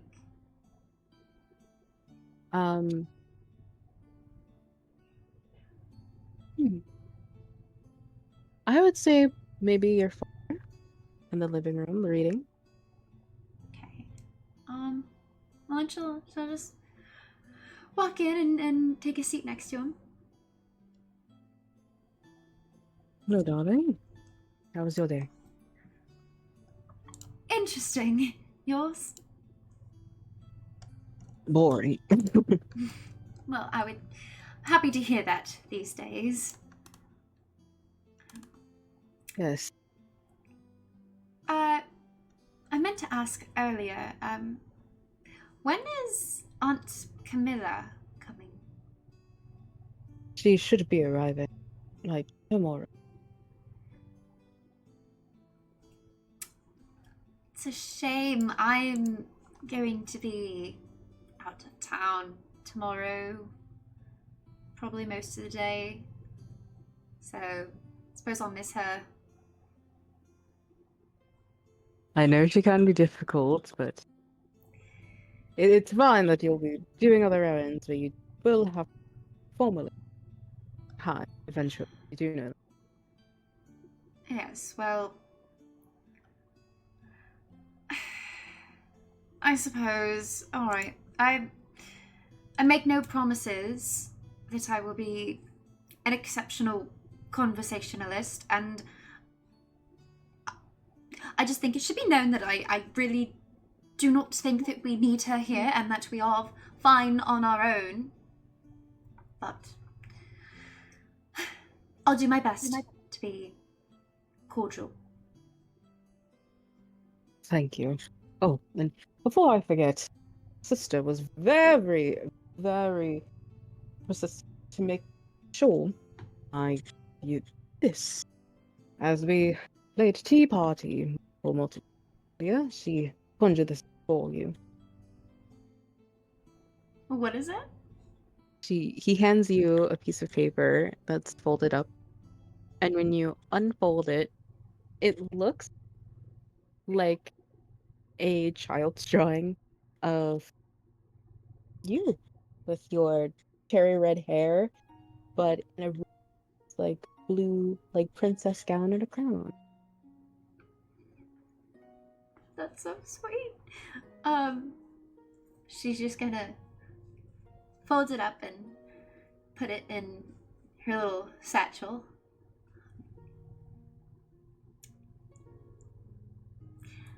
Was she good today?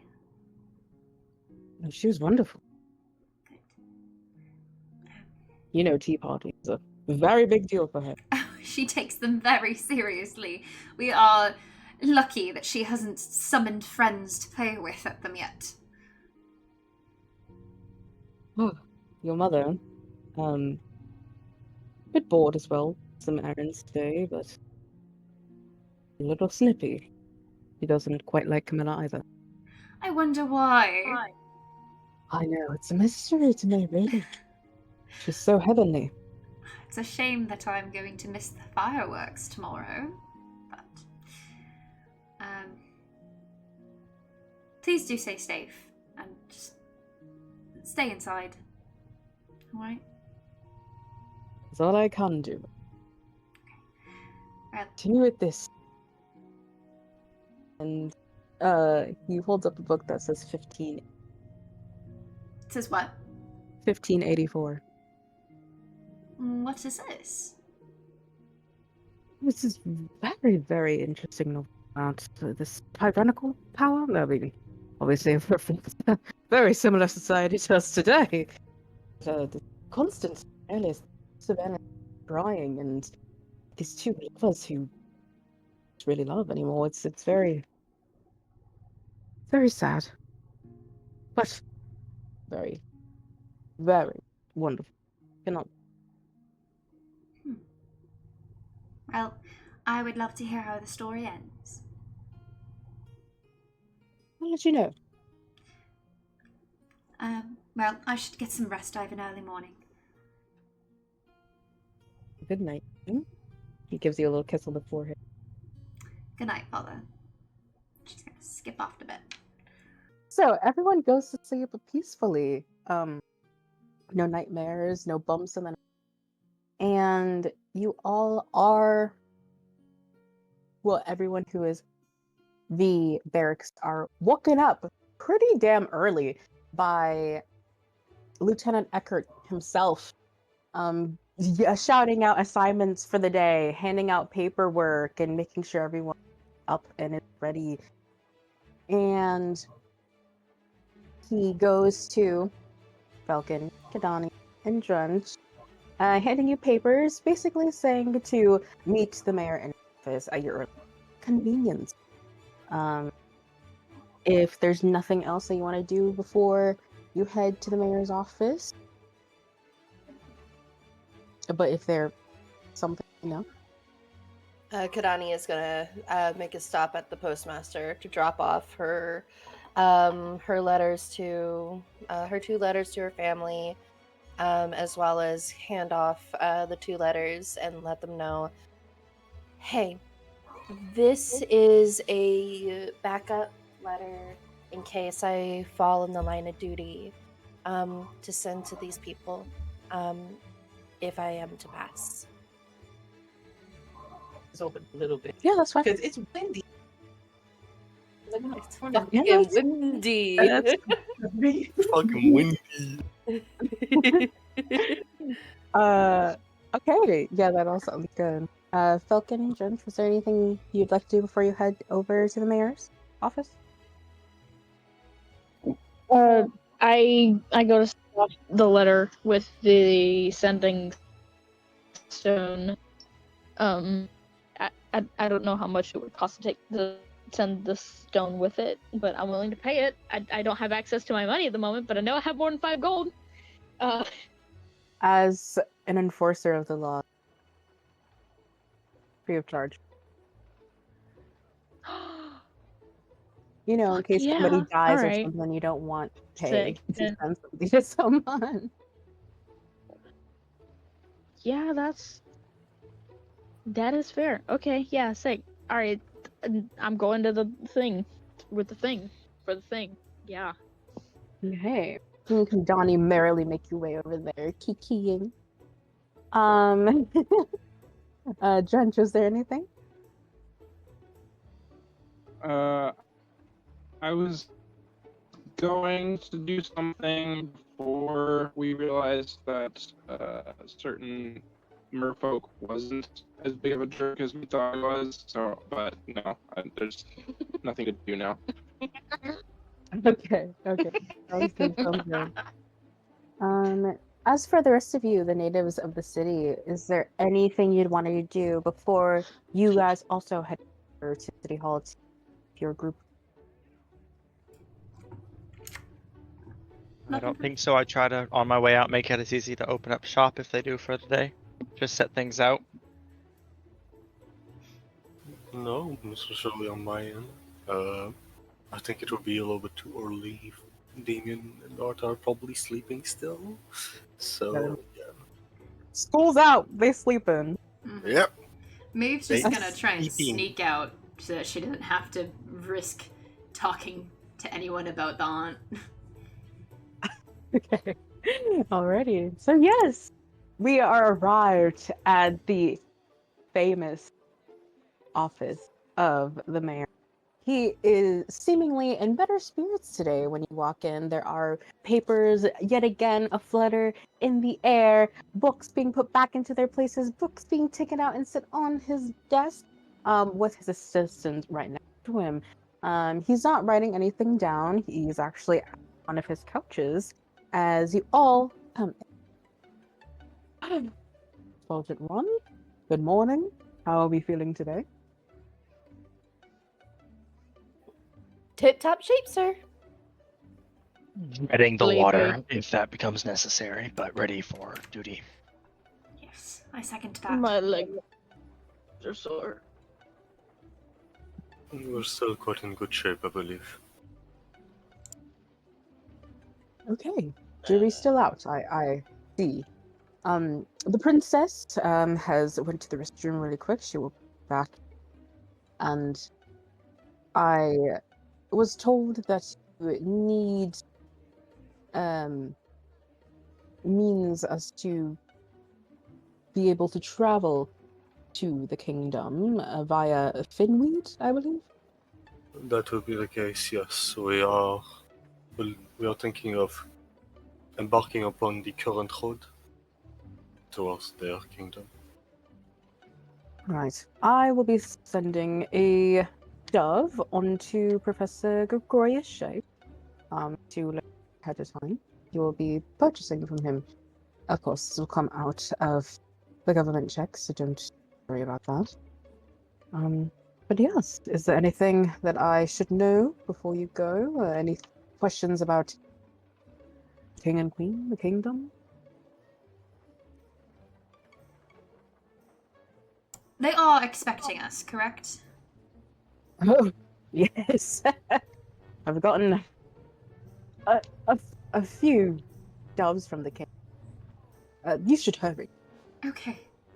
Sounds Are good. there any custom that we should be aware of when entering in their presence as to not disturb them? The king can be. How do I put this? Short-tempered. No, intimidating. I'll say intimidating. But of course, just make sure to show the utmost respect. Not to speak unless spoken to. He is a benevolent king to his people, but he can be quite territorial. That's Duly noted. But I'm sure the princess will let you know of anything that is very specific to them. I've not traveled down there myself. Should we be wearing anything particular? I mean, should we be better dressed than we are to meet king? Uniforms probably would be good. However, he hasn't much expectation of land dwellers really. So that. We have uniforms? This is Meg. We have uniforms? Yes, you are given uniforms. Those, okay, cool. What do our uniforms look like? We may need to see art of these at some point. We have heard of a badge. I don't think we've had uniforms described. Yeah. That's true. That is very true. From what I think it was like blue and red. No, so what I see in my head is gray and like nice white. And then obviously adorned with your badges and any belt, sword, weapons of any sort. And typically a hat. Typically, like a traditional police cap. But of course, some of you did indicate that in your personal lives you would not want to be public as an enforcer. But since this is a new unit, obviously it's not as enforced if you were a regular. Okay.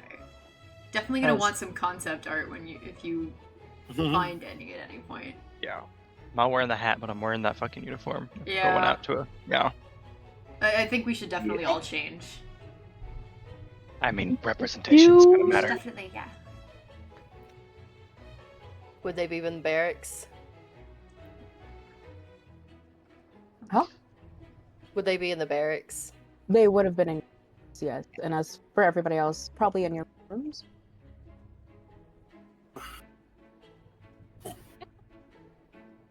Certainly. Also, raise your hand if you were planning to or have a bank. A what? A bank. A bank account? Yes. Like in game, not In real life or in real life? In game, not in real life. Are you needing our bank account information in real life, Mia? No. Tanji doesn't. And in this world, it's a. Yeah. What? Yeah. Nah. All right, just making sure because with your stipends and. Are we direct deposited or are we written a paycheck? Well, you've been paid under the table. Yeah, that's true. Up until he made the unit official. Yeah. Cool. So are we getting honestly money now? We always had. You get. I mean, like today. No, that's every. See, need to get out my calendar. So one thing I always forget. Fuck you, Brendan. What? You're giggling. Yeah. What about it? Damn. You are paid every Town's Day, 25 gold. Right. Okay. Cool. So, go ahead. And today, I didn't even say the date today. Sorry. Today would be the 7th, so Sith Day, the 7th of Payless too. Woo!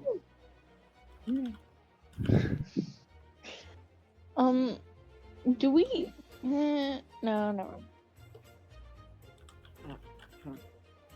So all of our attire, or uniform, I should say, are within the barrack, right? Yes. Okay. In that Because case, you guys are essentially detectives, so it's mandatory. But if you want to be formal, probably should. I think that'd be the best idea. Yeah. Do we have to wear these? Do we have to? Are you saying that as Fellken? Yeah. To say the king and queen, you certainly do not have to. Like I said, they don't have very high expectations of land dwellers in general. But I guess if you want to represent the city, it would be a good idea. Fine. I believe I'll keep to what I'm wearing now.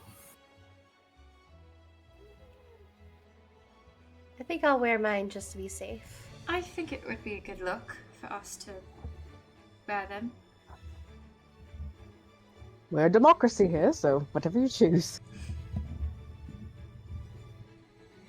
Very well. Well, does anyone else need anything? Do you need anything from us? Princess comes through the door. She's wearing a little light blue cloak. That's cute. Princess. Good morning. It doesn't take an insight check or a perception check to see that she's very nervous.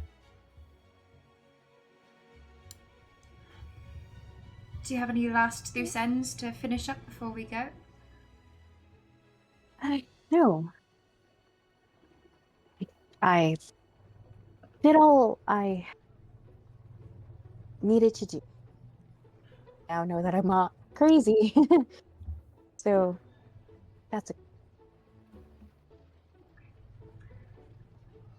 Well, should those of us who wish to get changed do so? I believe that will be the best time. We need to make our way to the university for the algae finweed. All right. Sounds like a plan. I am off. And then she goes. Me too. Yeah. Before Fellken walks out, can she go like? I want to show him the picture that I was given, by our madam, and say, I don't have a place that I would feel safe keeping this, and I don't want it to get wet. Can you keep this for me until I get back? It is extremely important to me. I would be honored. Thank you. And she very gingerly sets it down and goes off to go follow and change. You guys all get into your brand spanking new uniforms, looking good. And you guys head out of the building unless there is something else you need to do really quick. You said it was gray, right? Gray and white. Unless I change my mind. I don't know. That's another like 3 hours on Pinterest, y'all. Okay. So, you guys head off down the steps of the city hall, saying goodbye to the stone fountain and into Talon. On the main road, to get to Corvale. And on the way, the city is in its usual hustle and bustle. Children, people of all different types laughing as you go by, conversing, trying to sell anything that they can to you as this tower. And the princess is heading the group a little. Everything's fine. At least. So I do remember that there was problems with swimming. However, the fidweed, it'll help you a bit. It's a little jarring at first, but hey, I did it, so you can do it too. What sort of changes are we expected to encounter? Are we to go hotel or simply have the ability to breathe underwater? I'm actually not quite sure. I haven't seen a land dweller really before, although it does work. Oh gods, are we turning into guinea pigs? I mean, hopefully not. They're very small and wouldn't be too useful in a fight. No, I mean. Or swimming. I mean like lab rats, like testing this out on ourselves. Why don't we test it on Tanji first? Who the Oh. fuck's using rats? Fenweed grows organically, and I assume, as it is to us, it's temporary. It'll just give you the ability to breathe water. Let's test it on Tanji first. He would, if anything happens, it would probably be an upgrade. I second that. Whoa! Hang on. I mean, out of all of us, you've had the most ocean adventures. Not true. I didn't run into a pirate ship. I can. We were on a boat when that happened. Why You don't- were I in know where the it's water. Perhaps it's best we cross this bridge when we get to it. Is she yes? holding the Fenweed? I believe Maeveryn is right. We will deal with this when we reach it. Yes. We haven't got the Fenweed yet, no.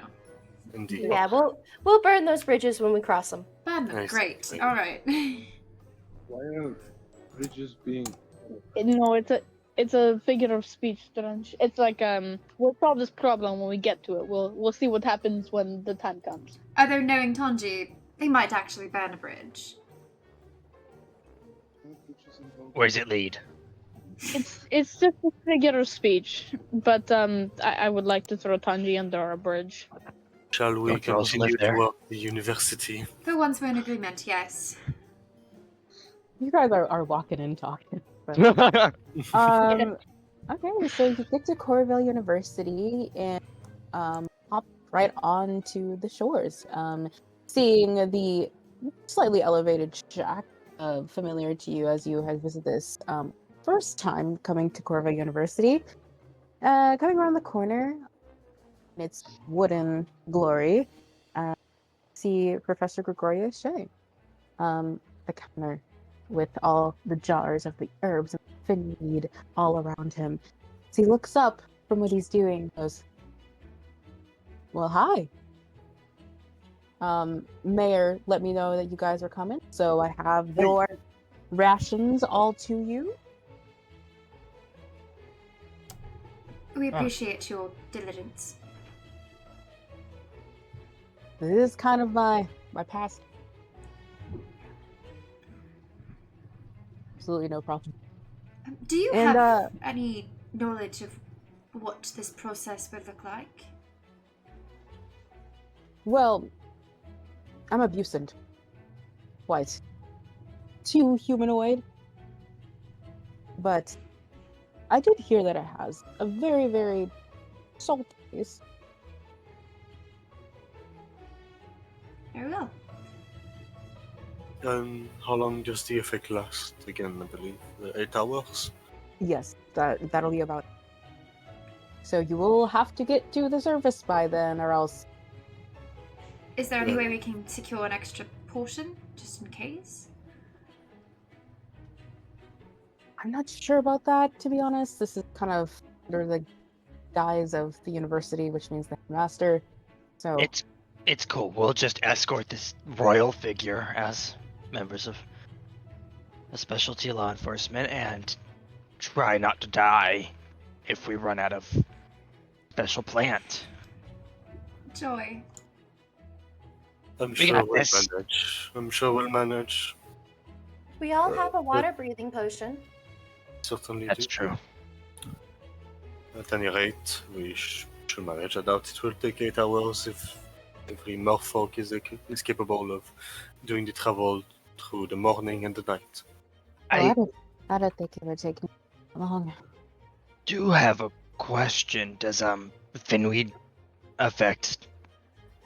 I think you guys called it pressure underwater. Yes. It would give you the ability to withstand the pressures of the water. Although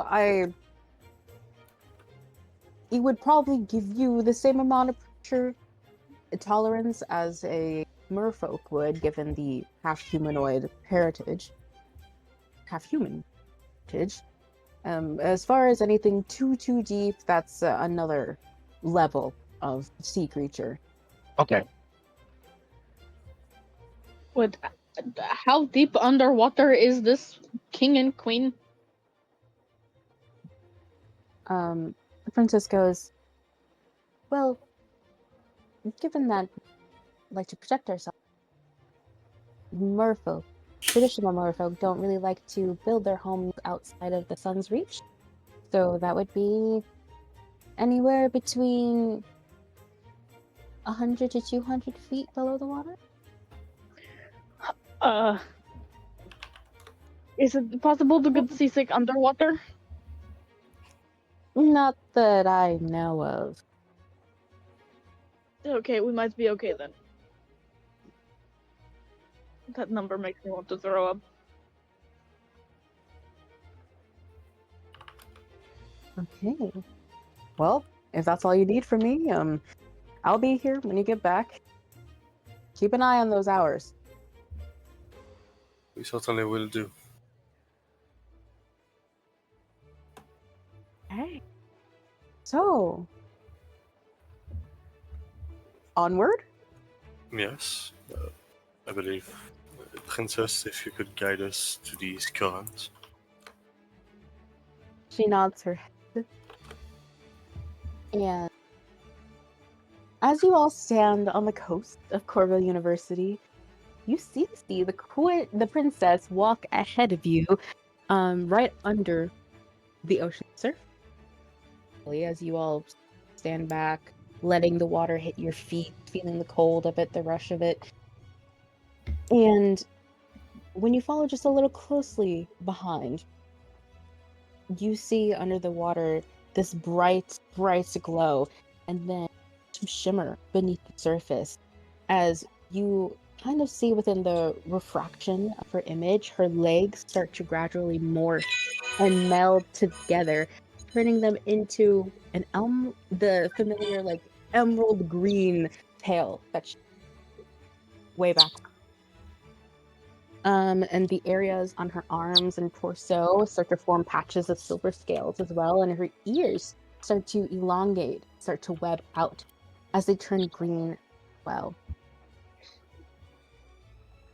And she resurfaces. You see her hair in her folk heritage, shining, glistening in the sun. She goes, "You all coming?" Certainly. And yeah. without hesitation, Matthew will eat the finweed and advance towards the water as he does. Great. She's gonna do the same. Oh, so I'm starting to feel sick. Maybe we should come back another time. Is this affecting our swim speed or just our breathing, and we're counting on the currents for speed? No, you'll have a swim speed 30. Okay. Eat it as you walk, son. Drench will eat it also and try and stick close to Maeveryn, just to make sure she doesn't get.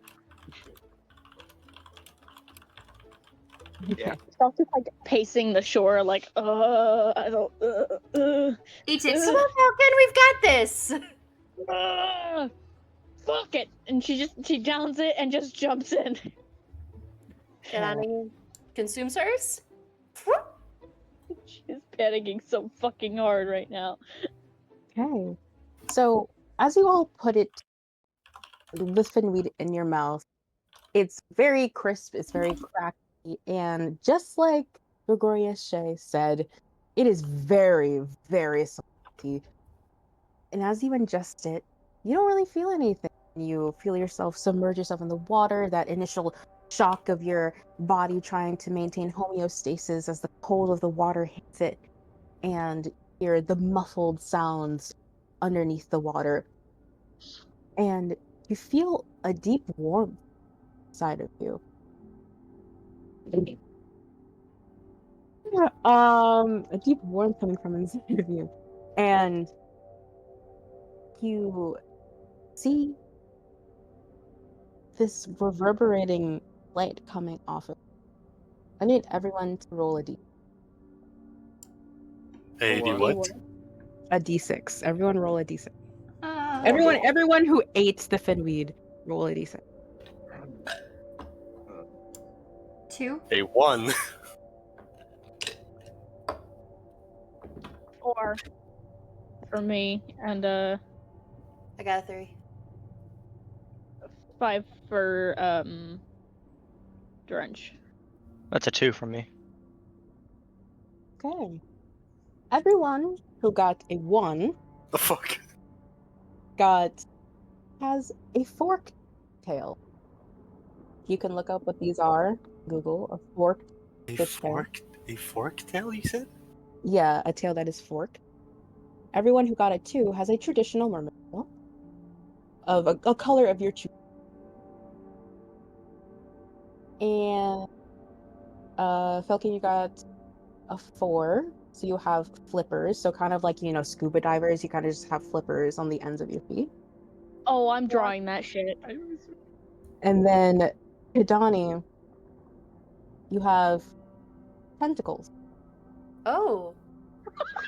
What is it, a cacalia or something like that? Yeah. Yeah. And then Drench, you got a 5, right? Yeah, but I have a swimming speed already. You did take, so don't have 2 legs anymore. You have a pointed tail. Do I have 2 tails? It probably melded in together, kind of like maybe extra fin off of the big one. You're an alligator fish. Nah. Okay. So it's just a forktail is like the most regular tail, I believe, of fish. Like it's I googled it, but I can't find exactly what. me neither. I'm getting a few I got mostly. It's very examples. similar. It's very similar to like a traditional. It's basically here. Wait, shit. What's that? The fish tail. Oh, tuna tail. Oh, okay, gotcha. Yeah, that picture. Thank you, Chey. Oh, okay, okay. So yes, Drench, you have that Wow. pointed tail. Yeah, so like the ones with that you said rolled a 2 have the more lunate tail. I don't know. Kahdani, your tentacles can look however you want them to, but Hell they are yeah, in fact tentacles. I'm going full Ursula. I was talking to my best friend and I was like, if they all roll 3s, I swear to God. Wait, so what happens to our clothes? Do they mold it to it? No, they're gone. Oh shit! They're there. Is it Attack on Titan like level of morphing? Pretty much. Nice. I'm gonna rock that sturgeon tail then. Does anyone have a clear vision of what their tail would be colored? Yep. Yes. All the possibilities. Oh yeah. Anyone want to share? Blue blippers. Definitely like classic sea green. I think Matthews probably has that dark sturgeon type of coloration. So like Yeah, the brown, green black. gray over here.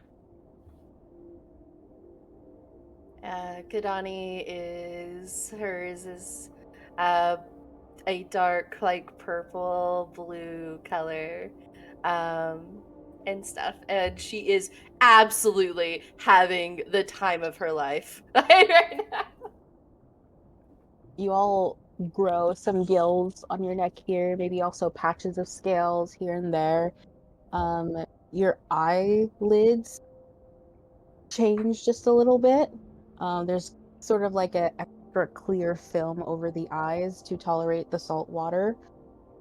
Maybe your ears are elongated or spiked in some ways for echolocation purposes. And Princess, huh? Did somebody say something? Okay. If you guys Sorry. can I hear you 1 moment. Sorry, my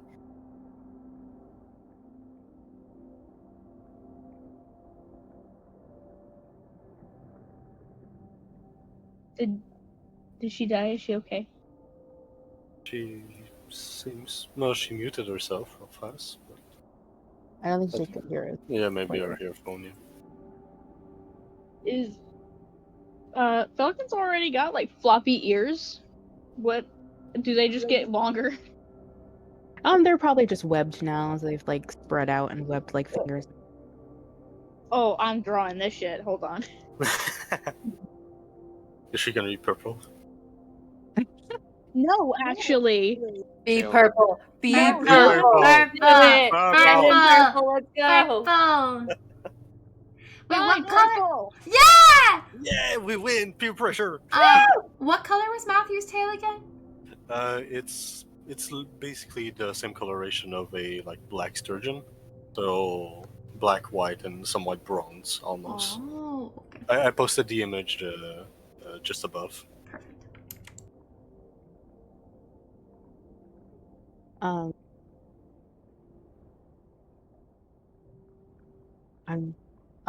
Can you hear us, Chey? Yeah, I currently have y'all coming out of the monitor, so I can hear y'all now loud and clear. My headset died on me, so I'm like, all right, that's great. Oh, The wireless charge was a lot less than I thought it would be. Yes, and what was once like really cold sea waters is now about like room temperature. So yes, Princess swims up to you all. You're seeing her natural full form and her natural habitat. She's just gorgeous, absolutely gorgeous. And she opens her mouth and goes, and don't worry, you are able to speak underwater. Explain to me real fast the feeling of being to breathe air to speak while also having water filtering out of your throat. Is it like almost the feeling of drowning? It would have that, like, to you, it would feel like this really weird burning to you. So do you know how like fish gills, like how fish? Yeah, they filter out the air from it. Yeah, and so instead of using oxygen or air to, go through your vocal cords to make the sound, it just replaces it with the water, because this is fairy fun land. This is fairy tale fun land. So the current of water is what's playing with your vocal cord instead of the air. Yes. That's whack. That's so weird. I love that. I have to say, Fellken's probably fucking flailing about and just like what the fuck? Maeve definitely looks like she's gonna puke. Drench is not happy. Kahdani is having the time of her goddamn life. She is tumbling everywhere. Fellken's just fucking upside down, like trying to stabilize, trying to run underwater. Do we, for those who don't have dark vision, do we gain a semblance of dark vision to see within the water, or is it clear enough? It's clear enough.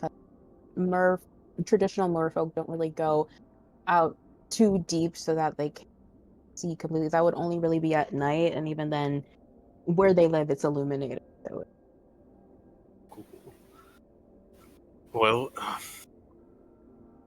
this is most unpleasant feeling, but is everyone all right? I'm upside down. I'm doing fantastic. Where the fuck are my legs? Maeve is refusing to open her mouth. This is quite interesting. He's thrashing around trying to look for his legs behind the tail. I've never seen land dwellers take finweed before. This is very, very cool. I can understand why they wouldn't, or why we haven't yet. Oh, I never want to do this again. And draws his sword. Do I need to take this thing off? Where's my legs? Where am I? That's your tail. It's your legs, Tanji. You're a fish. Those weren't there before. You're a fish. I've seen land dwellers do a sort of dance move. I feel like that's the equivalent. How to sustain yourself with a fin. Maybe try that. Matthew, Yes. Matthew will attempt. I'm assuming he's gonna catch the pace pretty fast, but not sure. It takes a lot of core power. It starts there and then echo it all throughout till your toes, I suppose.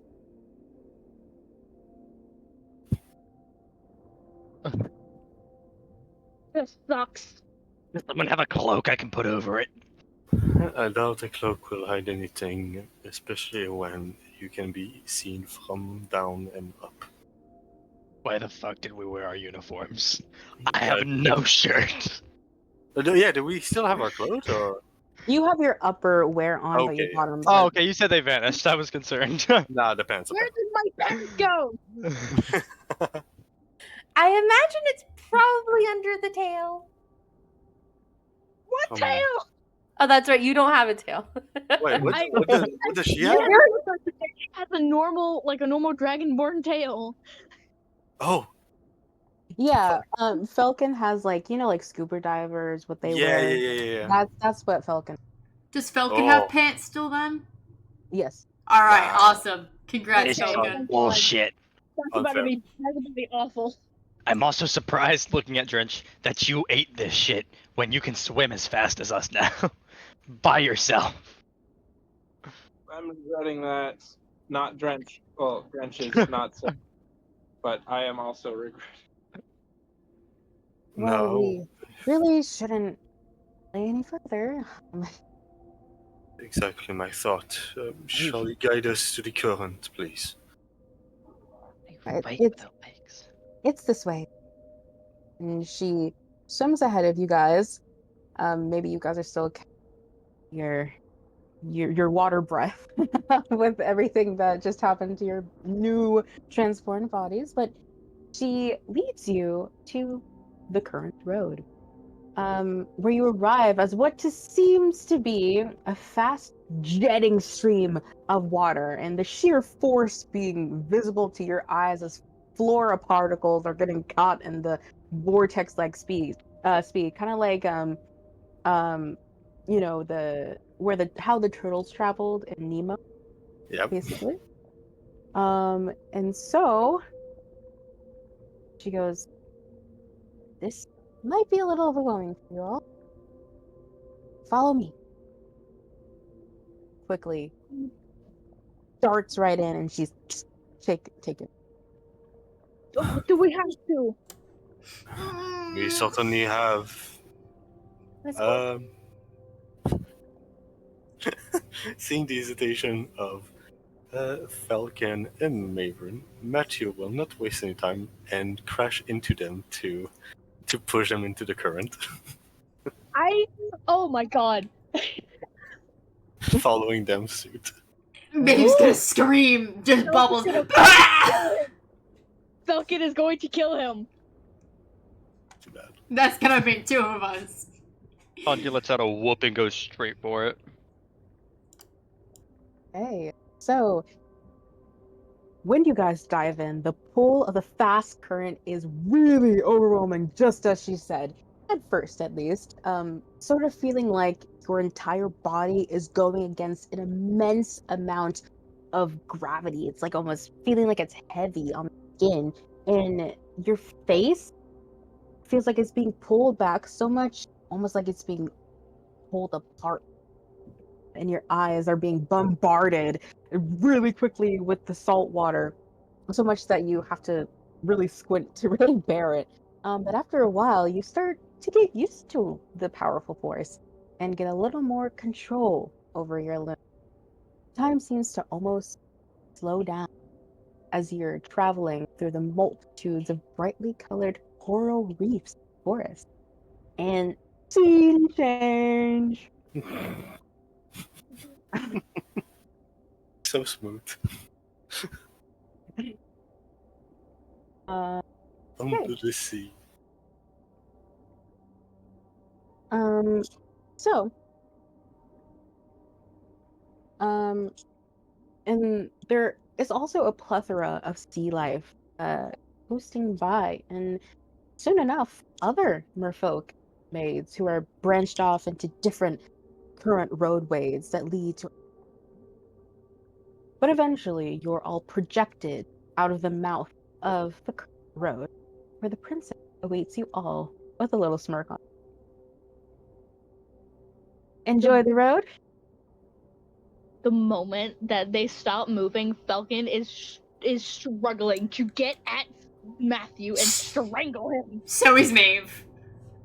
Matthew will swim away. Son of a Casually. bitch.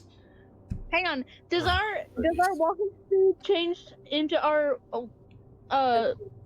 swim speed, or does it just stay like 30 feet? It's 30. Damn it! Fuck! Can't catch him. I swear to fuck. Please. Kind of tumbles out of the current, nearly crashing into some other people. I want to do that again. Well, lucky for you, we'll have to if we want to reach back home. Woo. And for the two of the other one, I prefer to not waste any time, so please. Clearly, from the way that you shoved us directly into the current. I know, The it was moment efficient. Efficient. That's all you Matthew, care about is efficiency, don't you? Certainly. Matthew, the moment we touch ground, I'm killing you. You can take that as a repayment for breaking down my door. I didn't break your fucking door. Okay, I'm sure that you guys want to strangle each other and kill each other, but now is really not the time. Only a few more paces ahead. Can you please just get this over with? Certainly they can show restraint, as this is a mission. Oh, you son. Fuck you, Matthew. You'll see a rare smirk on his face. We will deal with this later. Oh, I'm sure. Hey. I think I wonder also at some point Kahdani is going to also see if she can try to individually move the tentacles that she has. As well. That's creepy. Yeah, it's like moving your toes one at a time, really. Exactly. I hate this. At 1-800-CONTACT. Fellken talks like whispers to Maeveryn. I wonder if I can breathe fire underwater. I don't think that's how that's ever worked. Unfortunately, now's not the time. The princess swims forward as you all steady yourselves from this little tiff, the mild dizziness and maybe nausea from the current road trip.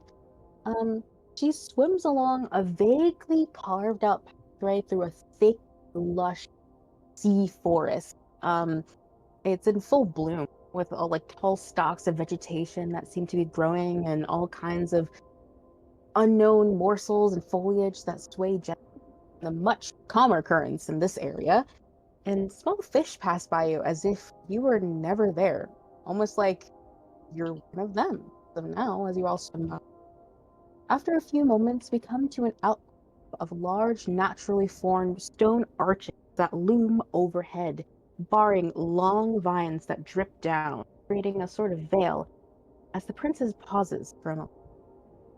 Okay, so it's just up ahead here.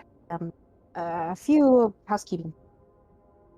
So first of all, you probably already heard from my father is not too keen on land dwellers, so please try to, I'll do the talk, is what I'm. And there's gonna be a lot of people there, and please don't. And last thing. You fully cut Please for the don't. second. Just don't, guys. Don't. He goes, and please try not to draw too much attention.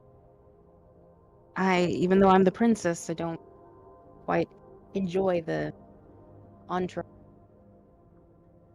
And last but not least, in my kingdom, among folk, especially with the royal family, a specific greeting that is done. And it goes as follows. So, take both of your hands and put it up to your foreheads. Slide down to the chest. And out as you bow your head. All in one fluid.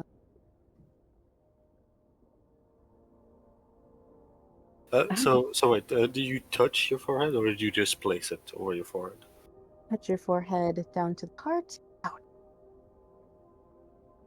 Gotcha. Oh, you look like a bunch of couplings. Okay. What? He'll turn to everyone. Let us attempt to lay low during our voyage there, and perhaps not threaten anyone with any dagger or the like, please. She has She has horns and tentacles. I This don't know is- how low we can lay. I'd like to point out this is not directed at any one of you. It is merely a warning to us to not cause issue, please. I'm just. In that We're case, not Fuck going to you. make a war. any blaze or weapon, regardless of it, please. Be on your Alright. best behavior. She put the brass knuckles away. Thank you. Yeah, do we So even she- have any weapons on us if they were I on our, checked like... my belt where my hilt Belt, was. Yeah, immediately I'm like, We're You would still have your. Yeah, we're mermaids now. Oh god, I imagine the weight of a fucking battle axe making it so much harder to move. You're strong then. Okay, so she turns back around. She parts the vines with her hand.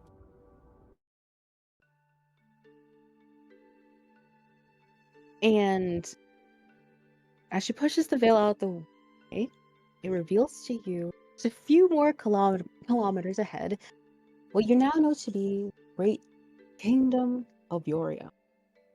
As you travel closer to the kingdom's entrance, you are taken aback by the sheer scale of the structures that poke over the golden, of which are guarded by armed merfolk who spot the princess, heads the group.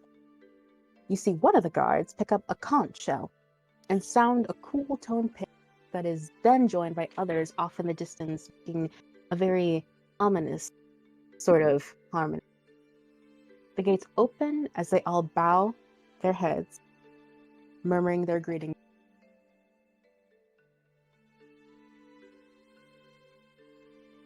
And give me one.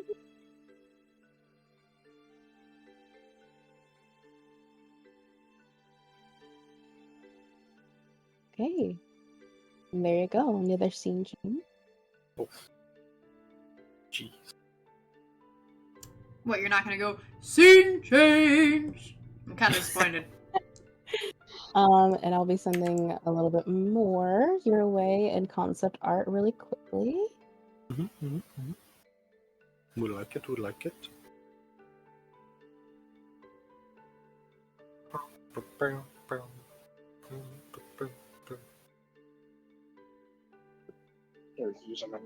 I hate this. There you go. Oh, Jesus!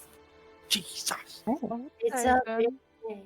Swimming through the kingdom, the architecture you're met with is something you feel should be straight out of a storybook, with mountainous buildings that seem to be constructed from the natural geography of the ocean floor, with most of them being carved out of rock, coral, and various sandstone material.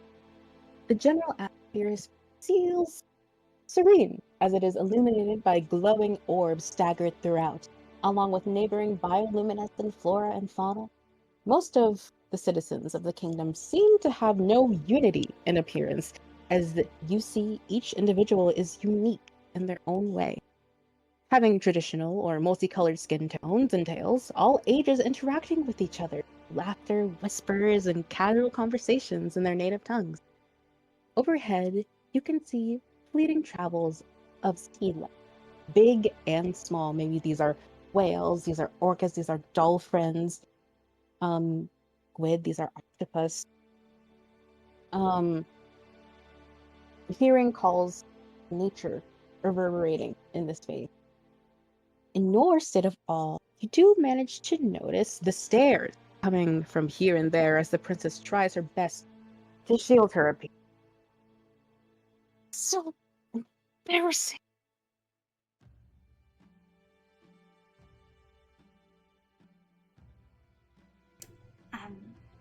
I think that they might just be a bit excited to see you after so long. You don't. I have been here for many, and my father. I don't even want to talk about it. Perhaps it's best that we don't then. Not here, anyway. Certainly. Let's just make our way to the kingdom then.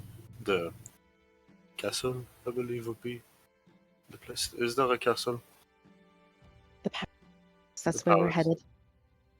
headed. And I suppose that will be greeted by. Ah, yes. Here he comes. And off in the distance, you see a small seahorse with a cape around, bobbing over to the princess. Princess! Princess! As he goes over, he's kind of out of breath. He goes, "You've really done it now, lass. You've really done it." Hello to you too, Nazu. You as well. 1 second.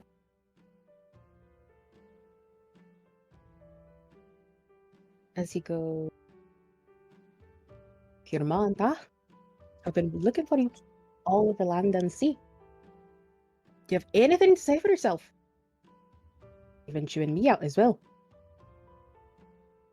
Here now, and that's all that really matters. Well, better get your whisk together. I would love to see how this plays out. The things I do for your lad, the things I do for your. You two now. Okay. So, you are now coming up to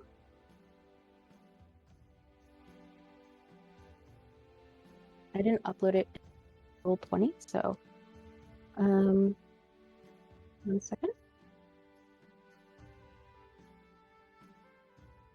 When you enter the palace, you are met with a very similar architecture from the rest of the kingdom, but there is an elevated and elegant quality to it.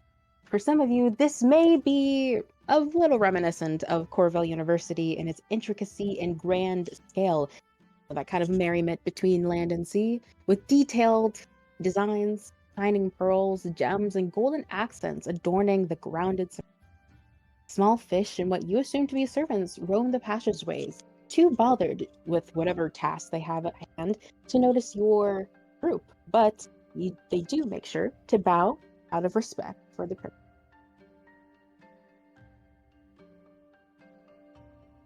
Oh.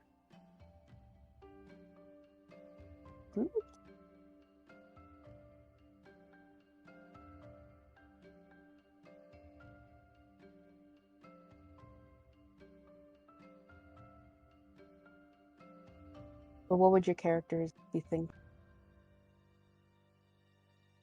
What would your characters be thinking at this moment? How we can get this done and over with to return on mainland as quick as possible. Amen. And also help not to fucking vomit. Exactly. Trying to not think that his arm would sink if he were to detach it. I really want my legs back. Same. Is your rat on you? My rat was eaten.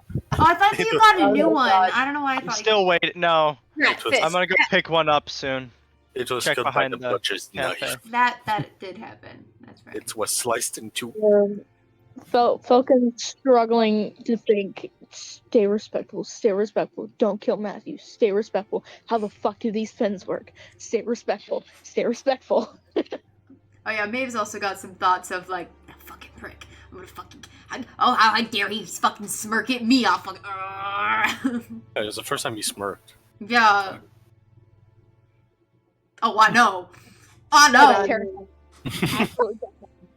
Kahdani is focused on staying upright and moving forward, trying to appear as regal as possible, for accompaniment with the princess, while also like trying to figure out like how exactly is this supposed to move, kind of thing. Kahdani looks more like you would think a siren would than the siren does.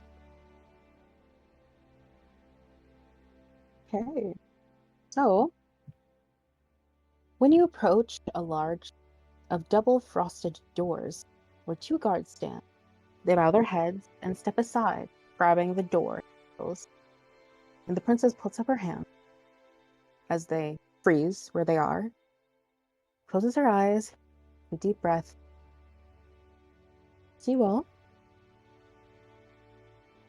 Wish me luck. The last question, Princess. Yes. What was the name of your parent again? I seem to have forgotten. King Terran and Queen Lavanna. Telen and Lavanna. Thank you. And if they slip into Aquan, don't be alarmed. Chewing me out. Very well. Are you safe with them? Am I safe with them? Yes. Well, I'm not scared of them, if I'm honest. My father is a little too protective of me. Okay. Perhaps it's best to get it over with then. Indeed. Ground. It's a deep breath and nods her head. Guard open. The door. And out 40 feet away, some of you recognize the two individuals that sit upon their harrowing thrones. The queen, who has pink hair,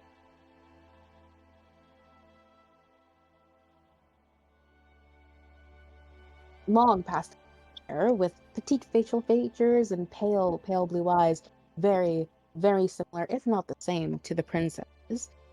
And her tail and upper armor that she's wearing, accented with rose gold. And the crown she wears on her head is tri-tipped and tall, adorned with as a look, as a belief washes over. As the other, a man, a merman, having very long auburn hair with hazel eyes, very pronounced facial. His tail is somewhat larger than the average, and bears a dustiny silver color. His crown is a gold band that seems to resemble the same sort of chemical but like, the makeup of coral, as three round diamonds show embedded into the clasp. In his hand, he sits upon the throne, is a very large and intricate trident.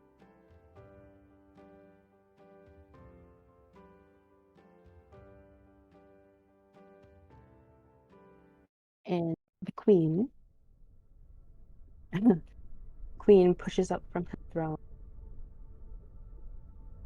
and rushes over to the princess and embraces her.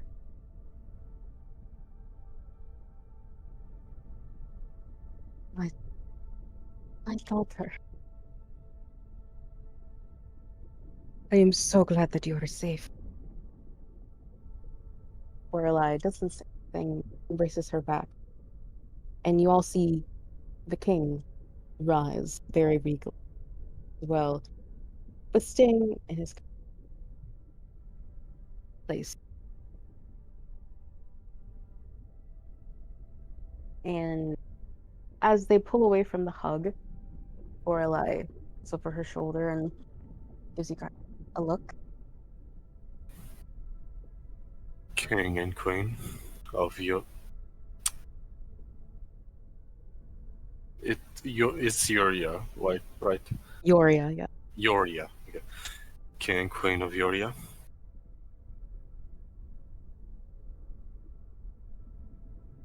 king.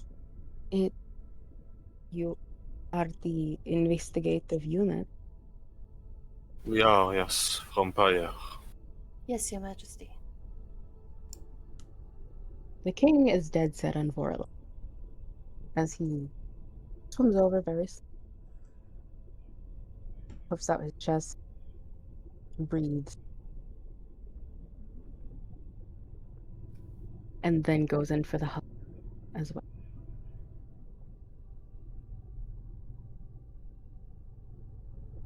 You are back.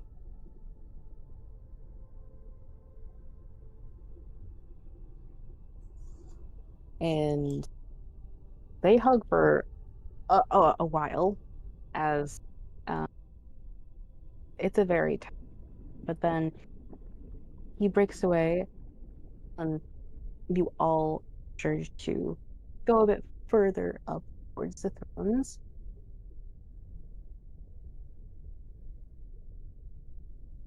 You are the ones who have been taking care of my daughter, correct?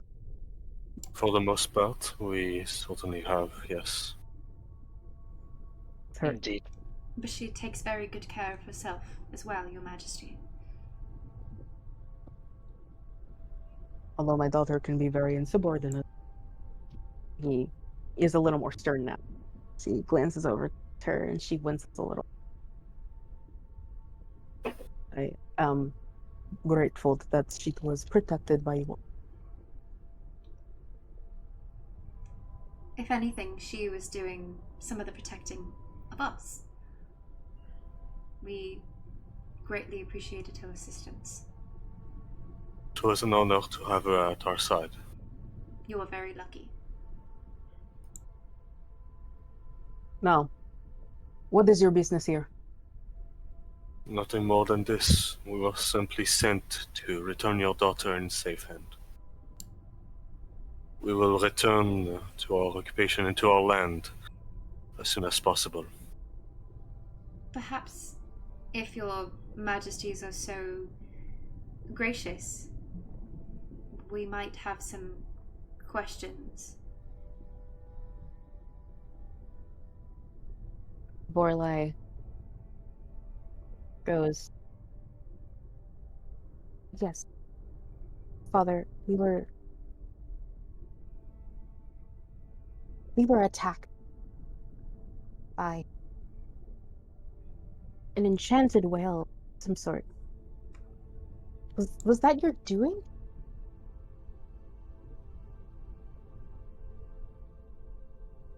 I don't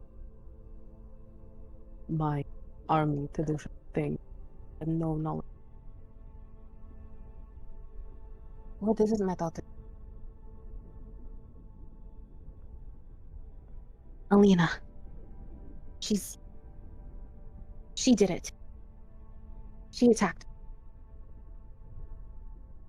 You see the king and queen, the color from their faces drain as they look at each other.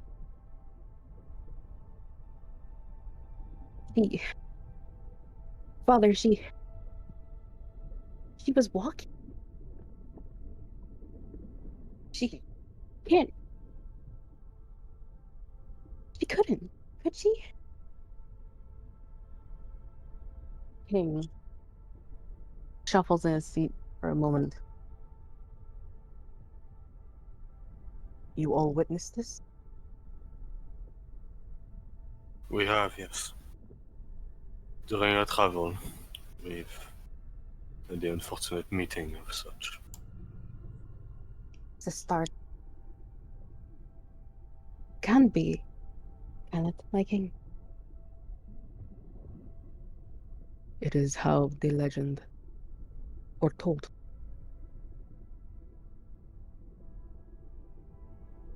My people, the Merfolk of this city, have been going missing in the dead of night.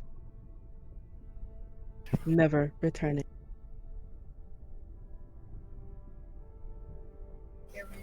It is to Merfolk law that my people return before sundown. And when they don't, the automatic assumption of our lesser part. If you, what you say is true. If what you say is true, it'd be great danger. What do you mean, father? And it takes them, both the king and queen, a moment before, through another set of double doors, busting through, is a um a mermaid. A mermaid with white iridescent hair, as well all throughout her body with her scales, as she goes, Mother! Mother! Person is mimicking me again! And then following right behind her is a merman that looks a lot like her, going, Mother is mimicking me again! In the exact same voice that she knows. She goes, Suck my fins, Creston! As she waves her hand, and a whirlpool is sucking him up and up and up and up. And he's like, whoa, whoa, whoa, whoa, up into the air. And right behind them comes in another bleach blonde mermaid. Comes in, but her tail this time is blue, and she has pretty droopy, long ears, as she seems to be reading a book of some sort. They're fighting again, mother. And then Creston quickly swoops down, and you see her blend into the rock that's behind her completely. And following behind her, you see a very mature-looking merman, with long, curly, dark hair and these yellow eyes, as he grabs what you now know to be Creston. He's like, I think that's quite enough, little brother. We don't want to repeat a party last. And wriggled in his arms and breaks away. Can't control me forever, Adonis. And then, what you now know to be Adonis, he reaches his hand out toward Creston, and a puff of ink emits from his hand. Creston is like kind of trying to wave it out of him. And then after that comes in another mermaid with very long red hair, resembling her father. Um, as you can imagine, the father has been quite. And the queen goes, Children, now is not the time. However, sister is back. Say your hellos and your goodbyes. We have business to attend to. It is not safe right now. And they all are. Their eyes focus to Vorlai as they all rush over and give a big group hug to her, and they say their little, comments of gratitude, of frustration, of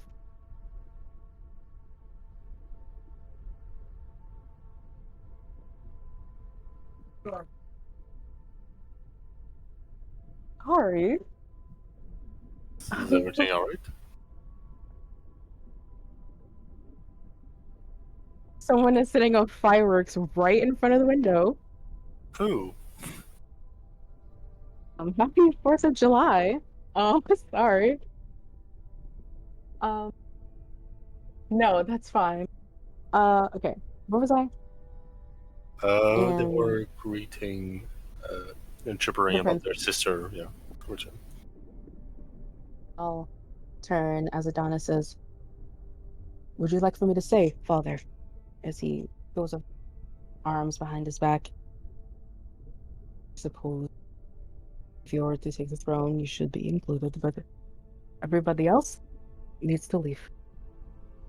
And they all, in their awes and their moments of,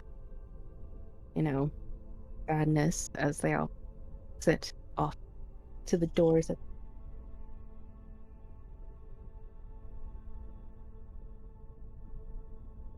Are you all familiar with the Princess? We've heard the legend. We have, certainly. How much have you heard? Of the way of recreation, the torture that was inflicted upon her, and the repercussion of it within your own people. Well, knowing land dwellers, they probably did not get the whole story. Once Princess Rayla was banished from the kingdom, she went deeper, darker parts of the water, making a population and kingdom of spreading the air of hatred towards us and the land dwellers, given what had happened to her. Her crown was slit in order to create the curse on this. And it is said that if it was ever to be rebuilt, that would break the.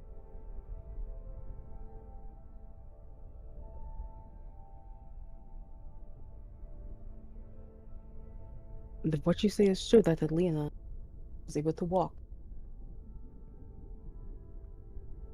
That must be has one of the pieces.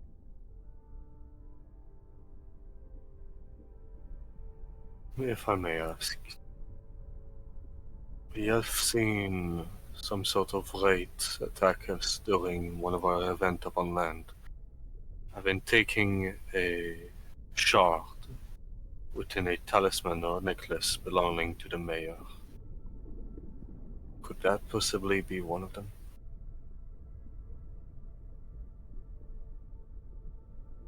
It could.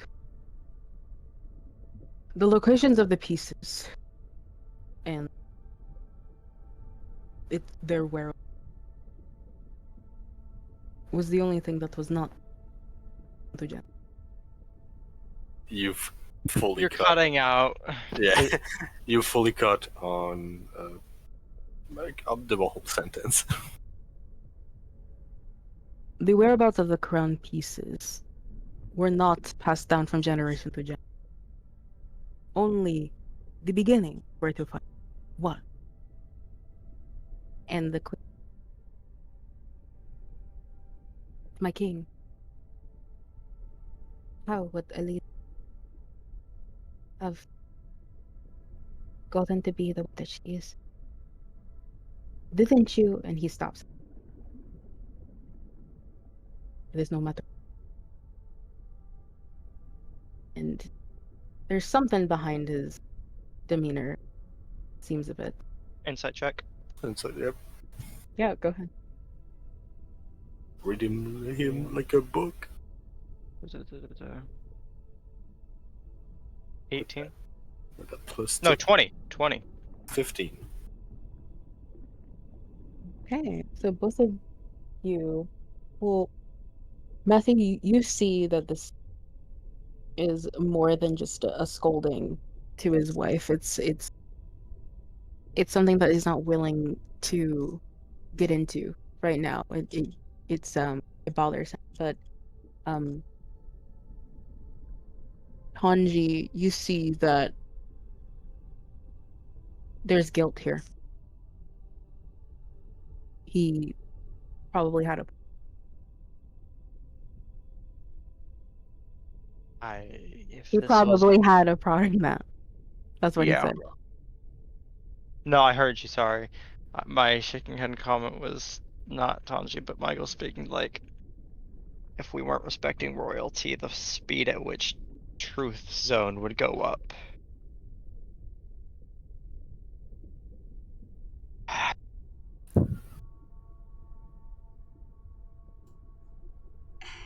Your Majesties, if I may be so bold as to ask a follow-up question.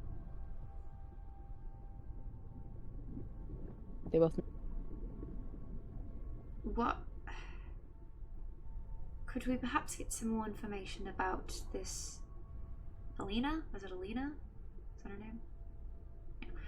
About Aleena.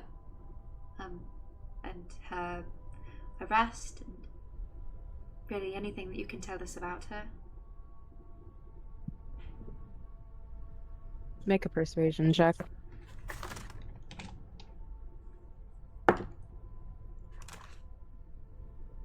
Huh. No fucking way. 28. Hey. Oh.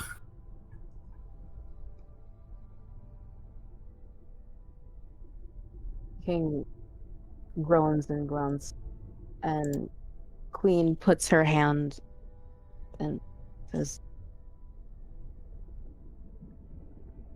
"It might be important, my king." He nods and he goes, "Aleena used to be the royal caretaker, my king.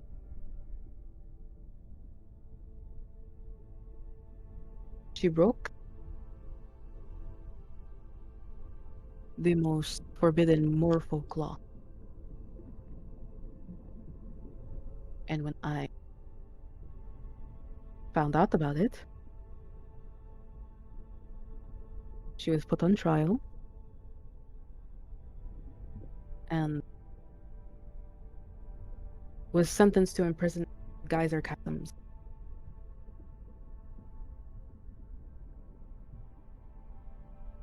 As far as how she became what she became,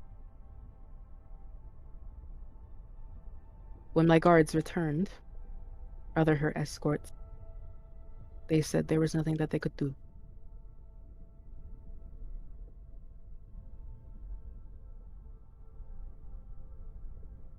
But unless our story are wrong, hadn't she broken the rule due to her unbearable torture?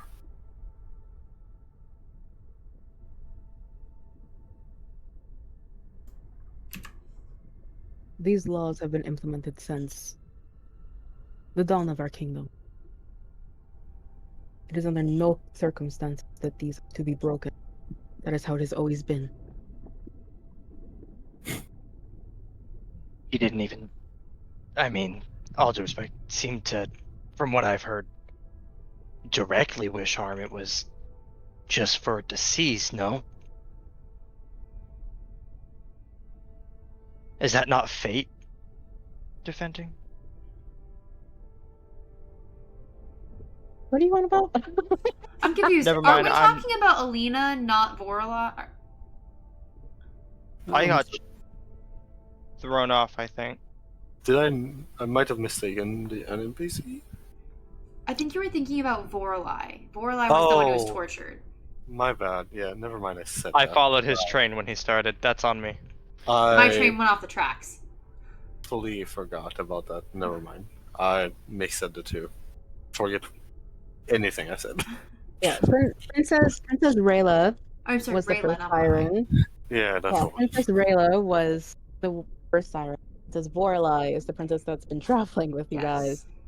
Who he's talking about is what happened to Aleena, the royal caretaker. Yes. Sorry. So many names. Definitely doesn't help that I said the wrong one too, thinking about a different person. I was like, wait. Never mind whatever Matthew said. He didn't speak a word. Matter. Okay. So, what is this law that she broke? It is under Merfolk law. Under no circumstances is a Merfolk to use their powers to harm another living being, land or sea. Who did she harm?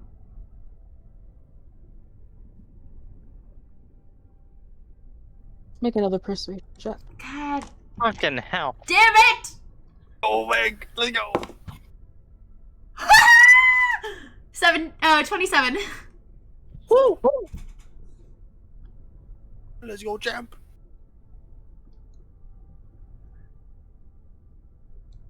When she attended Corvellian,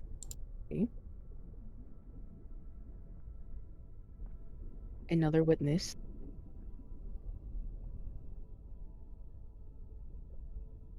saw her use power of pathokinesis to influence human boys to drown themselves in this or attacking her.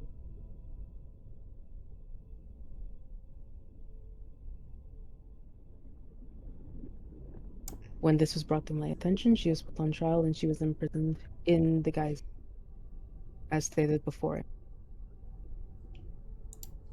That is all I am willing to talk. Thank you for your candor. I imagine that might not have been easy.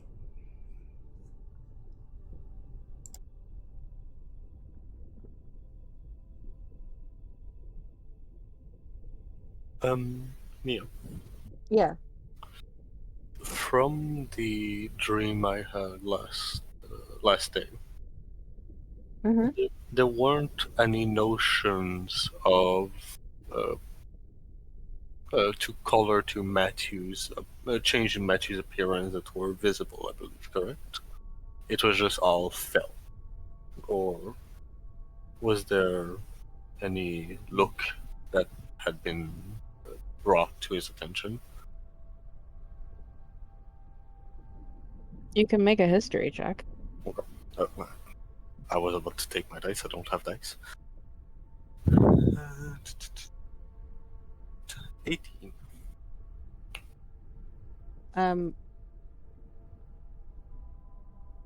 Reliving this nightmare again.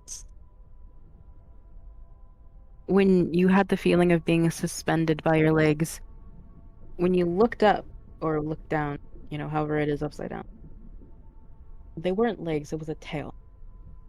A blue one specifically. A blue tail.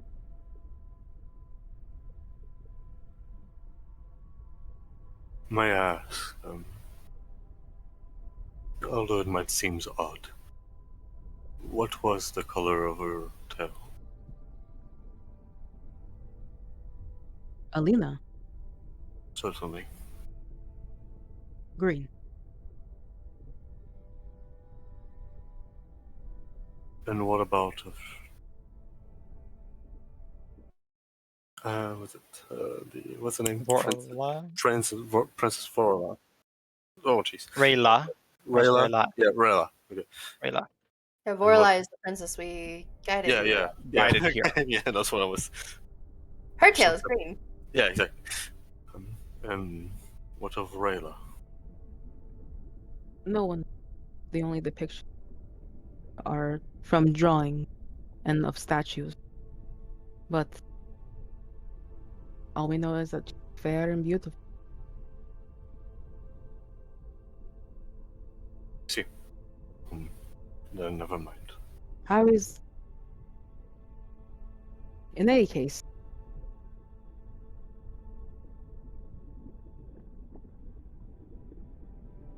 given her similarity. Who, Princess?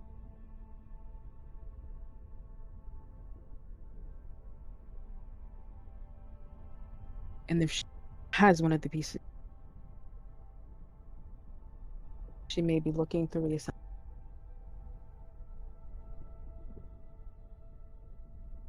That is what we are currently under investigating. Have you already found these pieces or know where they are? Not as of yet. We are still searching for them, but clues on their location are just scarce and hard to come by. We have very few leads. And the ones we do have are vague and a little far-fetched. Our people are not well accustomed to your culture and history. All of this is quite new to us, although it threatens us quite dearly. They look at each other once more. What we are about to share is royal. It is information that is only passed down to those who can be trusted. We do not know of the pieces either, but we do know where to. Then we'll take any information that could be of use. You need to go to the oracles. The oracles. You need to go to them. The oracles. Yes. In our species, there are those who are able to see into the future.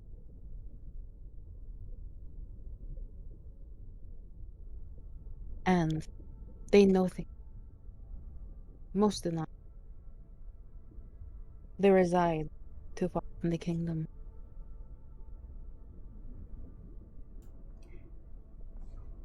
That is what we are told is different.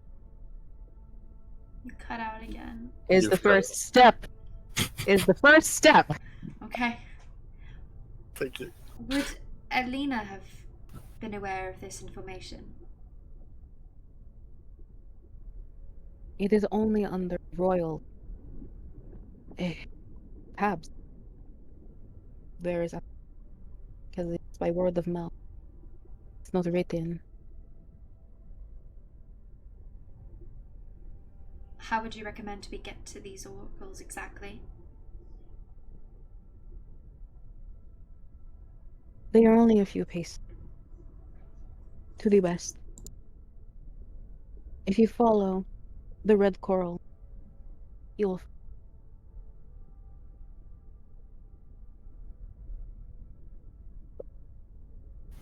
The red coral you mentioned, correct? yes, creating a sort of path and liking our people. She's getting choked up on her words. But it,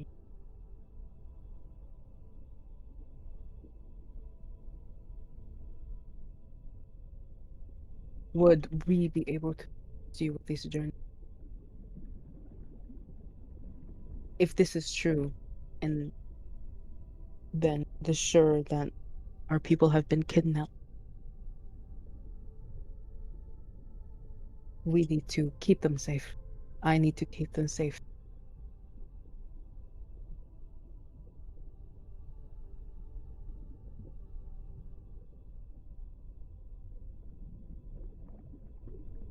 I need to be here in case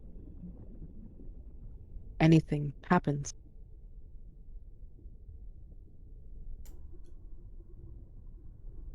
This makes sense. We duly understand your responsibility within your kingdom. You've done much for us so far. Your aid has been greatly appreciated in this matter. Absolutely. Father, I want to go with them. No. That is out of the question. You are to stay here, within the kingdom. You have already tested my patience. But I can help them. I know the ocean. I could help. Because that is enough. He raises. You are to stay here. I'm not losing you again. Excuse me. And he swims.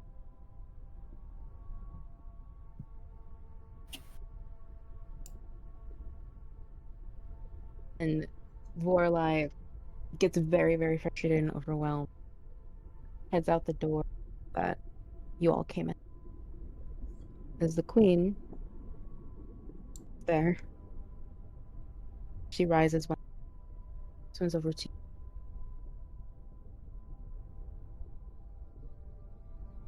You must understand that putting our trust and our faith in land was truly an act of desperation on our end. We understand as such. But do take in mind that our people are also at risk at the moment. Our species, no matter how different they are both at risk of great danger. We will not let you down because we cannot afford to.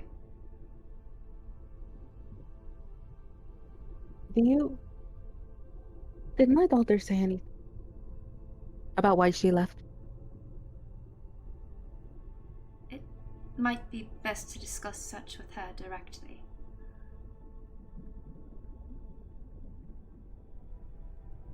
Has always been just like her father. Very ambitious, rebellious.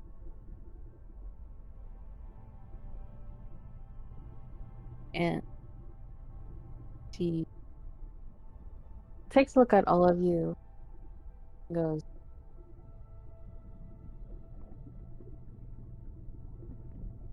please understand that this path is a very noble one.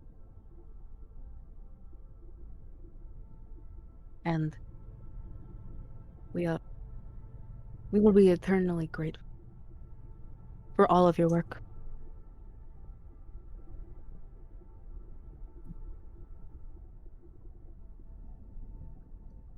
Thank you for your help.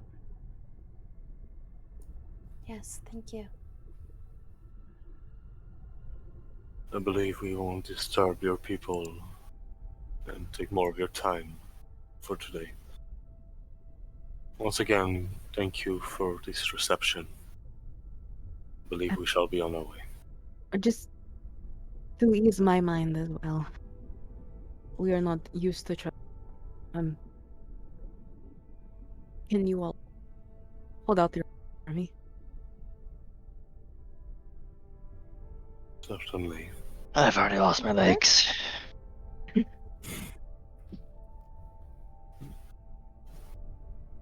As you all do that, smile very weakly, and then puts both of her hands in between each of you.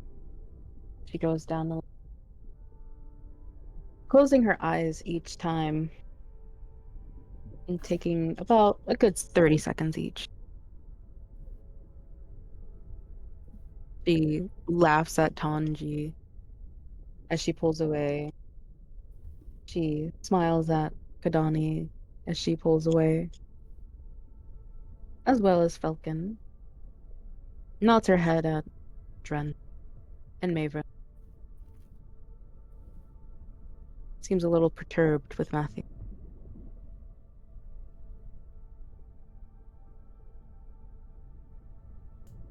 It seems as though your hearts are in the right place.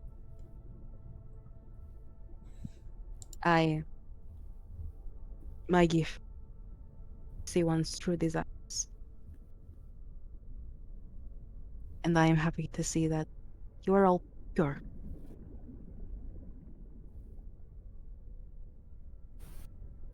What was her blessing? She sees our wants and our desires. Okay.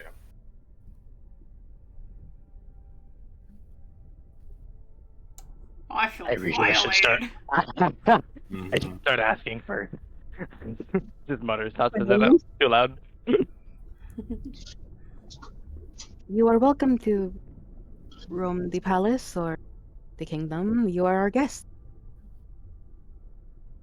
But please let us know when you are ready. We will set you on the right path. How long did it take us to get here?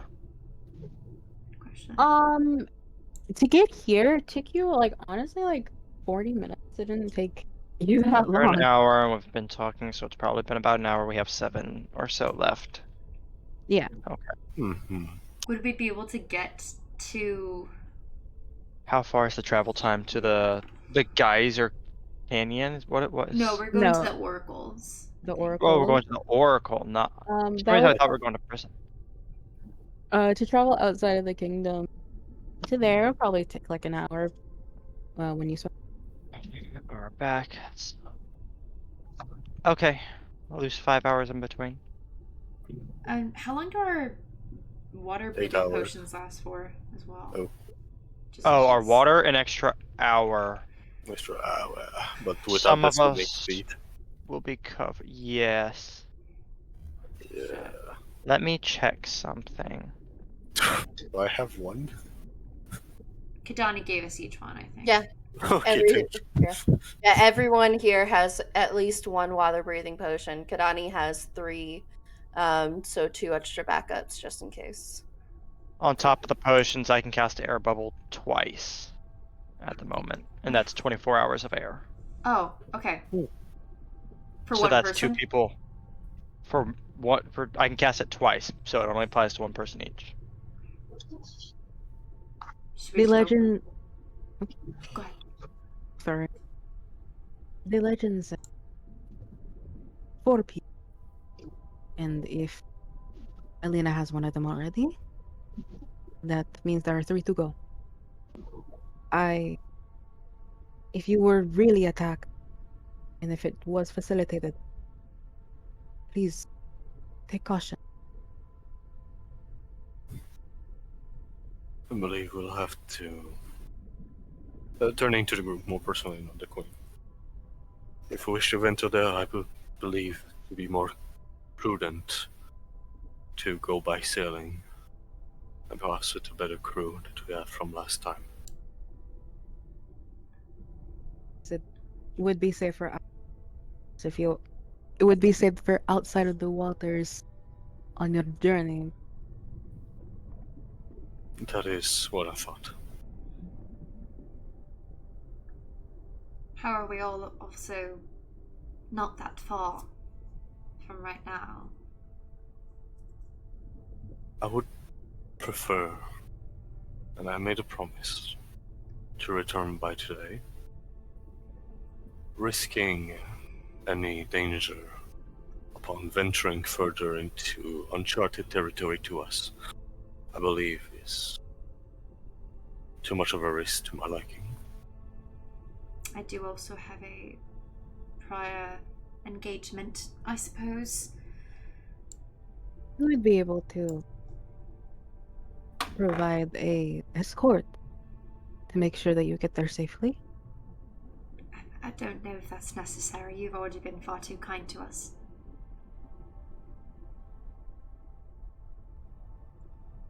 Don't we have to talk to this oracle? Yes, the oracles are a little deeper under the water. Well, why are y'all making this? We can go. It's fine, right? If It y'all would need be to, better to probably do that. Sorry, do it now or later? Do it now or later, yeah. Seems to be a ticking time bomb. If your people are in danger and my people are in danger. Yeah. I think it'd be better to do it now. Y'all, I did not jump off a boat to keep stalling every fucking day. No, you jumped off of it to be a pain in our assholes. And I'm gonna My keep it up. apologies, Your Majesty. Perhaps we should go now. I will leave you to your decision. I How think it'd many- be best to do it now. Because waiting until later is putting it at a higher risk, and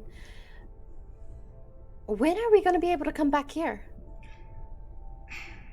They're low on finweed. They're not letting people go in and out of the city. Who knows what lockdown will bring next? Let's just do it. I mean, we can't stay that long anyways. We have no choice. We have 5 hours between travel time.